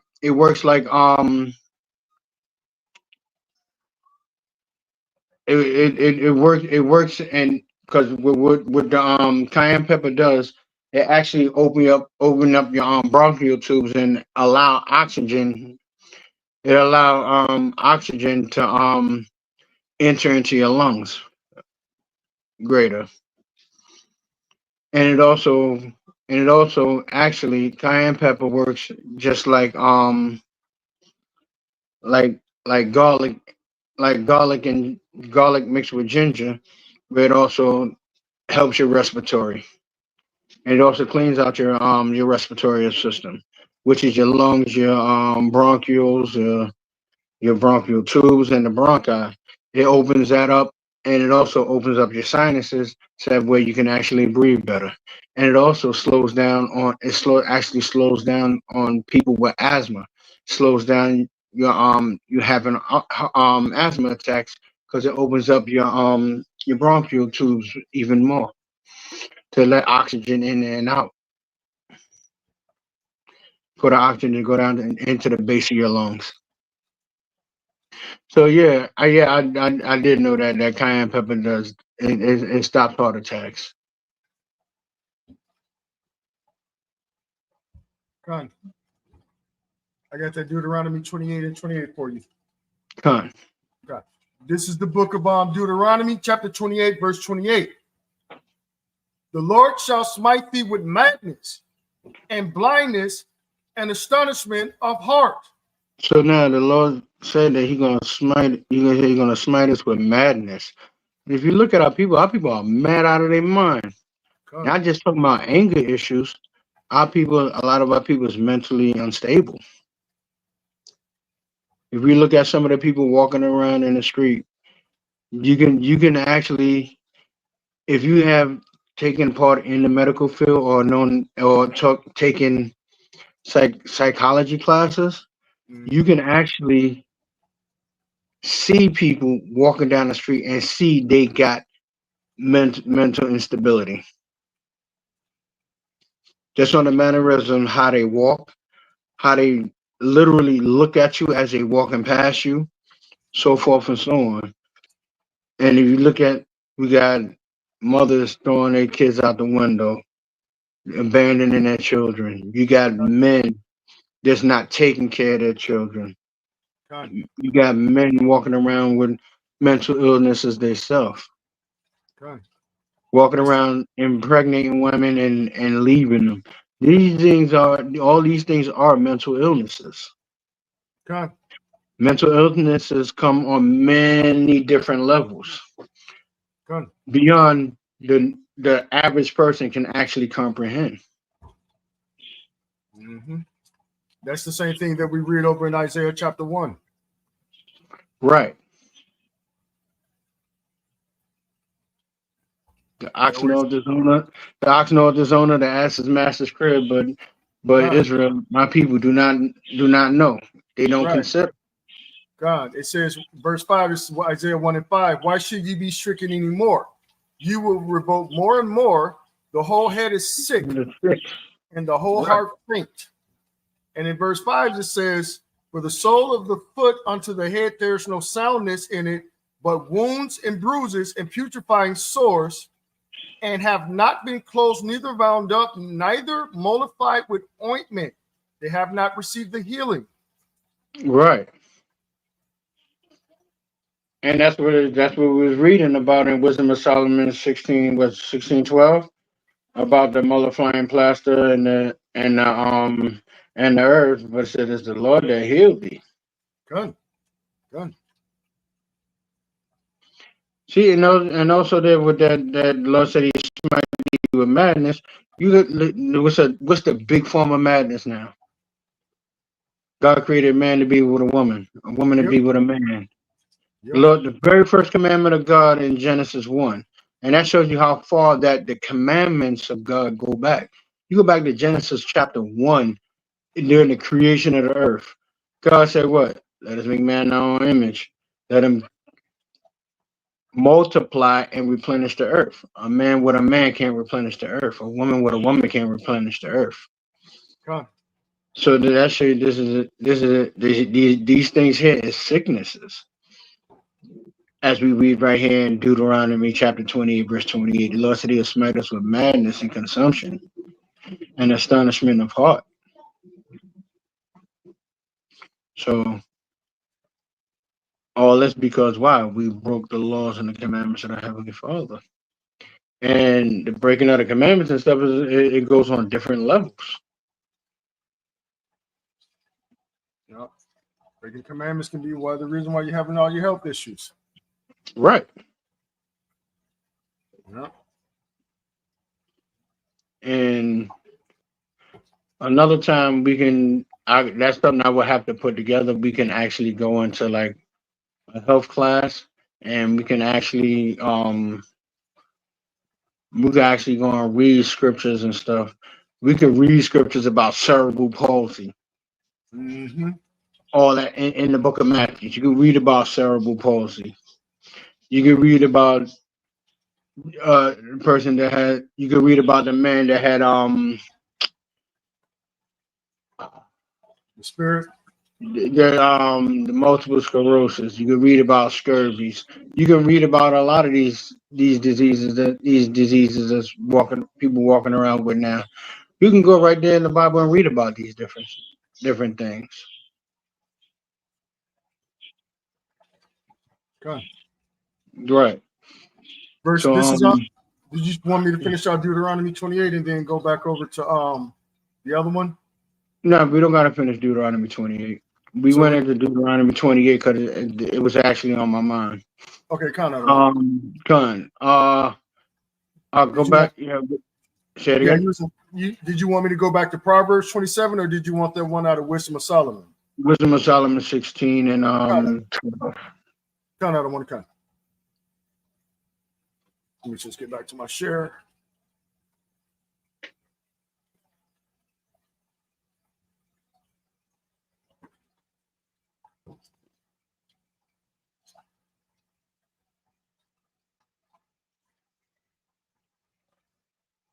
Where were we at?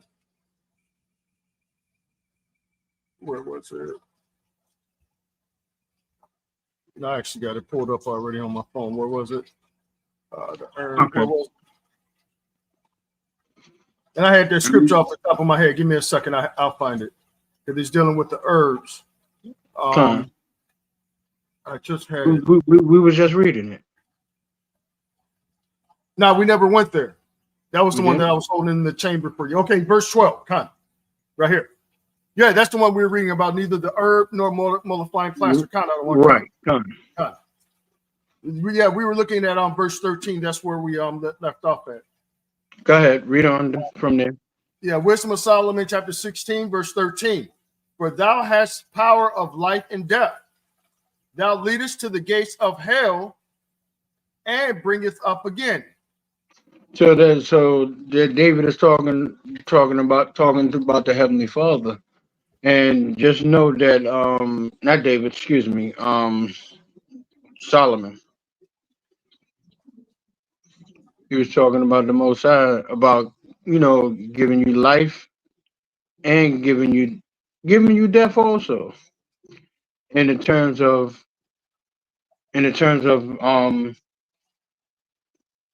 you dealing with your spirituality and you dealing with and no for excuse me for dealing with your spirituality and also dealing and knowing that the Most High is in control of everything. Because why? Scripture tells us that the Lord is what? The author and the finisher of our faith. But it's just up to us to choose and do right. That's the end of that verse. Kind of, I don't want to come. Okay, we got one question here. Okay. Let's see. At the bottom. Okay, and it reads, this is Monero Mari. What are the ways to spiritually protect ourselves from lust, temptation? Because a lot of people secretly struggle, like myself, are ashamed to come forward. Great question. That's a very good question. And the answer is within yourself. Every time you run into a problem, what do? You go on fast and pray unto who? To the Lord. Everything, because Christ told us everything is done through prayer and fasting. So no matter what we actually go through or the things that we all suffer with, like me, I suffer with reassurance. Mm-hmm. And that's something that I struggle with. Good. Good. One good thing you could pray is Psalms 51. That's one of the Done. things that you should probably, when you get into your prayer closet and all that, for that deliverance or to gain strength over your weaknesses, you definitely want to pray Psalms 51. We recommend that to anyone out here in Israel, as well as our body and our family. Right. And also the Lord's Prayer. Done. Done. Because remember, one, we made in the image of the Most High.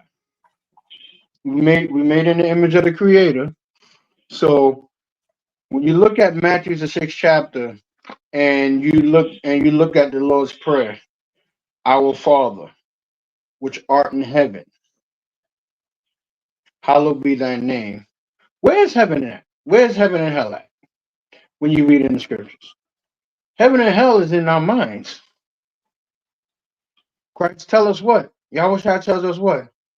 Why are you gazing into the sky, seeking the kingdom of heaven? The kingdom of heaven is within you. So our Father, which art in heaven, our Father is in our minds, which art in heaven. Hallowed be thy name, thy kingdom come. Where is the kingdom going to come from? The kingdom is going to come from what we call heaven. Revelation 21. It says what? The New Jerusalem is going to come down from heaven. Where's it going to come down? The kingdom of heaven is going to come down into us. Our Father which art in heaven, hallowed be thy name. Thy kingdom come. Thy will be done on earth as it is in heaven. So remember, you are the kingdom. The Father dwells in you. 1 Corinthians 3:16. Know ye not that ye are the living temple of God, and the Spirit of God dwelleth in you. So you got to remember the Spirit of God dwells in you no matter what you do. So, and in order to keep the Spirit of God in you, you have to maintain and do certain things of God. Now this here with the do you want to be protected from lust, temptation? We're not above Yahweh Shai, the Messiah.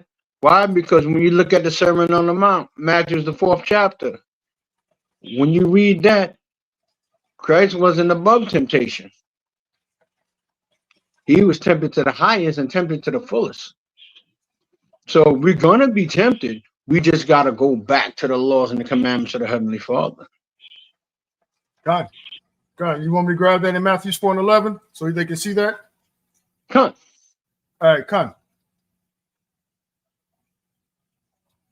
So we're gonna struggle. We're gonna struggle. Our struggle is a day-to-day basis. We're gonna have that struggle on high levels, low levels, medium levels. Shoot, we're gonna trip over lust. We're gonna trip and fall over temptation.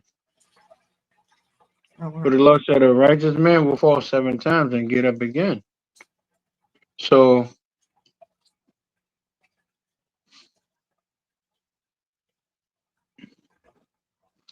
and then when you look at lust, scriptures tell you you can lust after everything that your heart desires, but you got to do it in righteousness. That's why Paul said it's better to marry than to burn. But it ain't saying just to go out there and be with just any old body. It's not saying that. Sure. You got that, Lord? God, another one. This is the book of Matthew, Just make sure I got it up on the screen. This is the book of Matthew, chapter 4, and it reads, verse 10. I'm sorry, 4 and 10. And then Yahushua said unto him, Get thee hence, Satan, for it is written, Thou shalt worship the Lord thy God, and him only shalt thou serve. Verse 11. Then the devil leaveth him, and behold, the angels came and ministered unto him. All right, so go back again.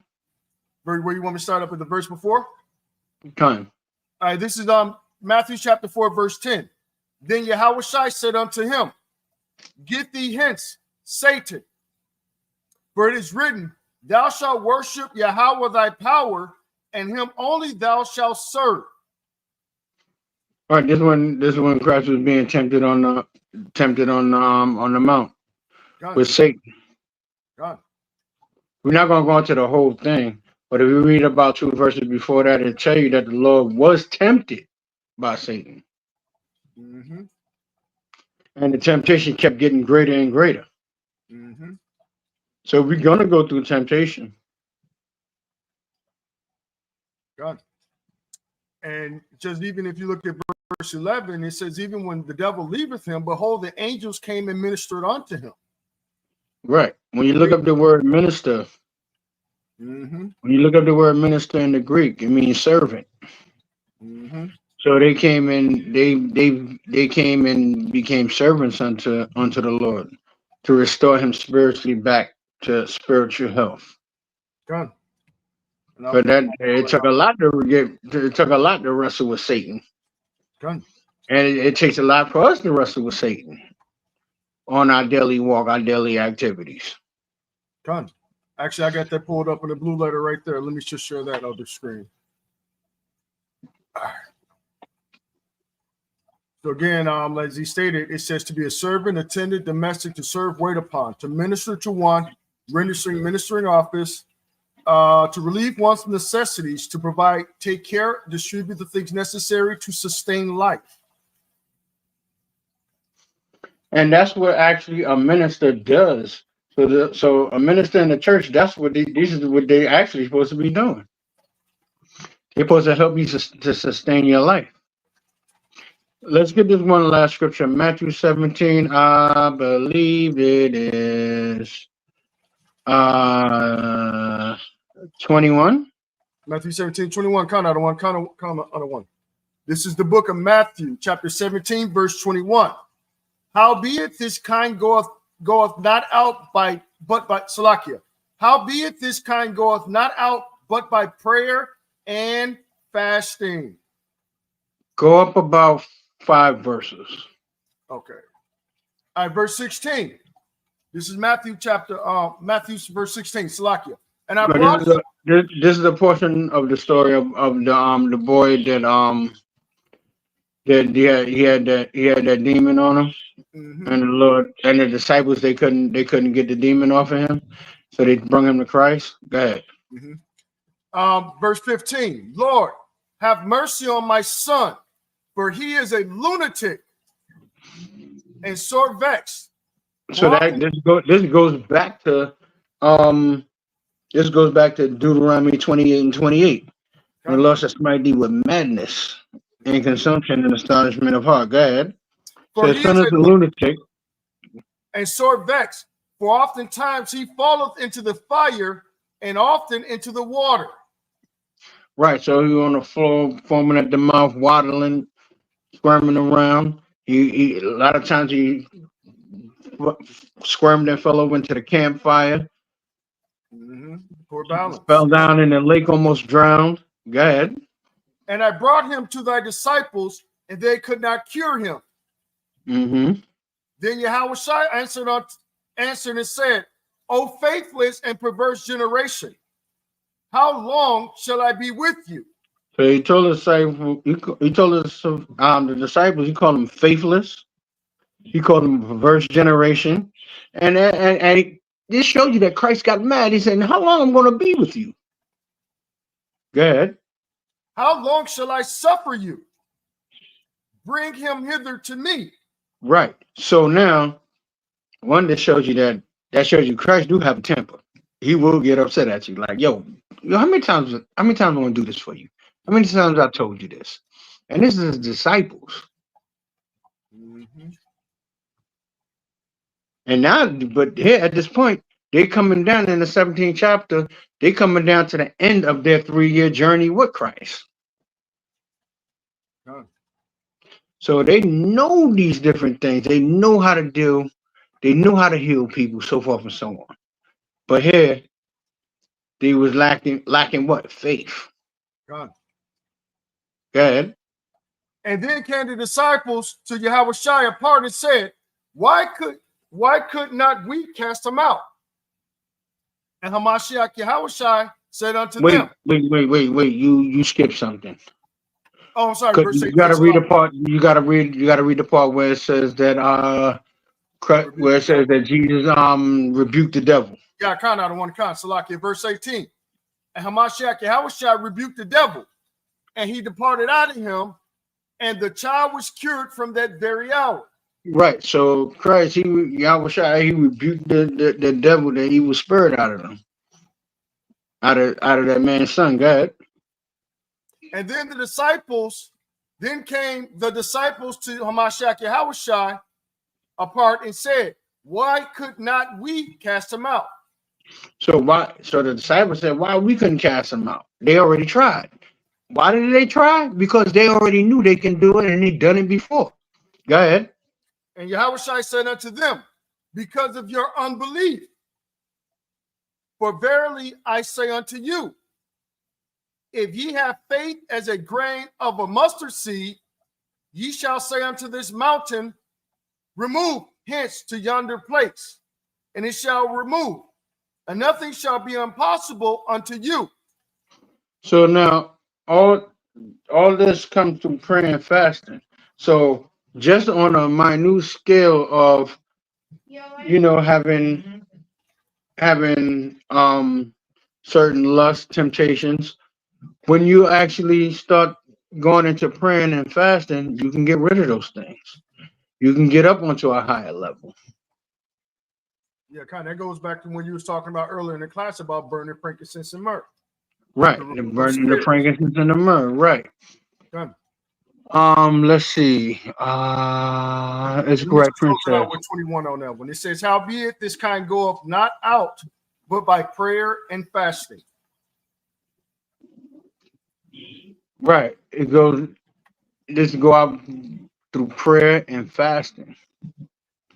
So if the Messiah tells the disciples, you can get rid of this here demon by prayer and fasting, you can get rid of the lesser demons with prayer and fasting. Having bad lust you can get rid of by prayer and fasting. Bad temptation can be get rid of through prayer and fasting. Mm-hmm. And one of those things is just being able to recognize your own flaws and your weaknesses and the things that trigger you. That's what the Spirit, that's what the Holy Spirit will give you increase. Right. We got to realize that the biggest demon and things that we encounter is actually within ourselves. God.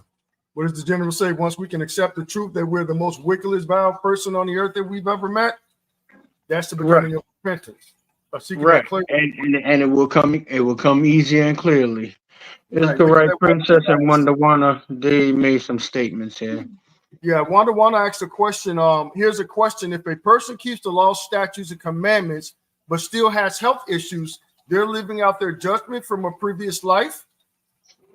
Yes, it can be. And also, if you follow the law, statutes, and commandments, and you have health issues, basically, you have health issues. It's not due to your age. Your health issues is actually due to us being disobedient to the Lord the Most High on certain aspects. Like a person with diabetes, we consume too many sugary things. Mm-hmm. We don't adjust our eating habits. Mm-hmm. People with high blood pressure, they don't adjust their salt intake. Mm-hmm. From white salt to pink salt, I think. Right. Got to use the Himalayan sea salt, which don't have so much sodium in it, and it don't have that iodine in the iodize in it, which creates high blood pressure. That's why a person with high blood pressure can actually go to the beach and sit there and soak in that water all day long, and their blood pressure don't go up. Because why? That's natural salt. That's not that diamond crystal and Morton's salt that you buy on the shelf. Right. Definitely that stuff out of Dollar General. Right. That stuff. That's what increases your blood pressure and add water weight to you. Mm-hmm. The other question is, it looks like the Tasha Samuel, are we to die once? Do we come back in regeneration? Oh, that is a very long topic, and we have to revisit that. Okay. So do That is, so hey, yes. so family, do me a question, because I know we're already at the 2-hour mark. For all these questions, like Tasha Samuel, there's an email at the bottom that says, please email our questions to Ambassador Yabataza at Gmail. If y'all can make note of that, go ahead and send those questions over, and we can follow up on them next week with me and Chief Priest Sharp. Right. And it's correct. Princess says something above one. Where it's at. She said her therapist once said, "Is yeah." I couldn't really see all of it. All right. I do as well. High Priest Sharp, my therapist once said to me, it was because I am fatherless. I know now I never was fatherless and don't need a therapist anymore. All praise to the Most High. All praises to the Most High. Right. The Most High said He'll never have us fatherless. God will get the Most High get angry at us at times and put us away. He will chastise us, but He said He will not leave us fatherless as a nation. Right. And a lot of mental health issues come from poor eating habits, poor diets. I even watched in a nursing home where a therapist told told this told this elderly sister in there she would stop having medical issues and psychological breakdowns if she stopped allowing her family to come in there and bring in her pork. And I stopped at the door and I turned and I looked, and it was a white man. It was Esau. I was like, "Excuse me, did you just really say that?" He was like, "Yeah." He's like, "I'm not only," he said, "I'm not only a licensed therapist." He was like, "Yo," he was like, "I'm a herbalist, and he does also he does holistic healing." There's a white man, he does all that stuff. He said, "Yeah, why do people eat wild animals that just eat any and everything?" He was like, "Yo, you start to pick up their nature and their habits." And he was like, "That's why she and a whole lot of other people are having psychological breaks." And I was like, "But ain't that supposed to be outside your?" I asked him straight up. I said, ain't that outside of your scope of practice?" And when I said it like that, he looked at me. He was like, "No, she pays for holistic healing, and she pays for herbal treatments, but I'm finding out that she eats pork, and her family brings it in here." I was like, "Okay," because when I said, "Ain't that out of your scope of practice?" he looked at me and he was stuck. He was like, "Yo, how did you know this medical term? All you do is draw blood." Then and this was a few years ago. So I was like, "Yo, all right, cool." And I'm like, "Yo, and people still eat this stuff all the time, and they wonder why they angry, they upset, they be on edge a lot." I'm like, "Yo, you got doctors walking around telling people this, and it's crazy."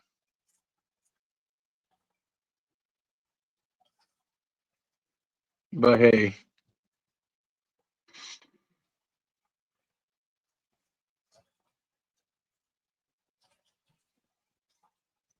So all right, so we're gonna wrap it up. Good.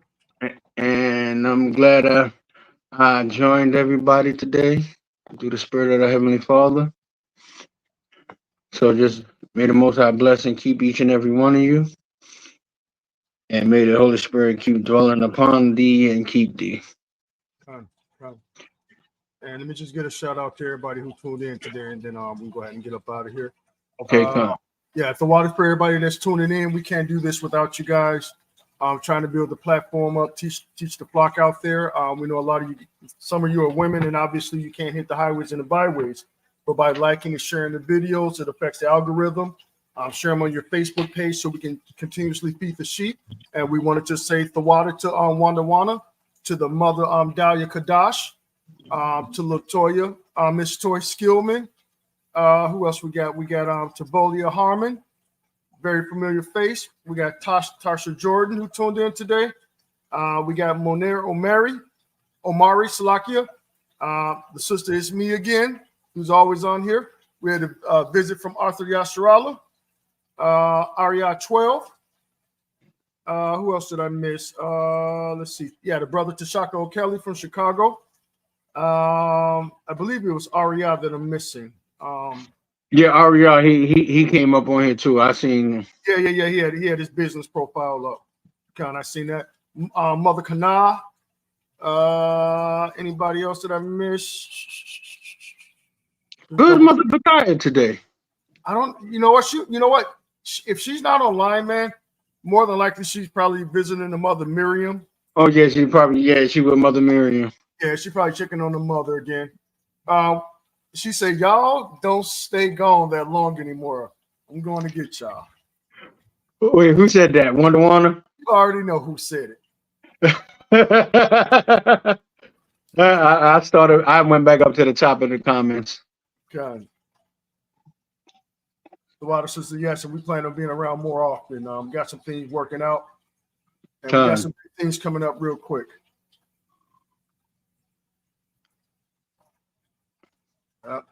Can't do it without y'all, so please like, share, and subscribe. The water sister Kana. Yeah, Khan, all praise to the Most High. And Wonder Wonder, don't be indirect threatening me no more either. Yeah, that's fair to say. She ain't say your Batazai. We know who that is because she been calling your name out. Now I'm just playing. That's on all of us. Con.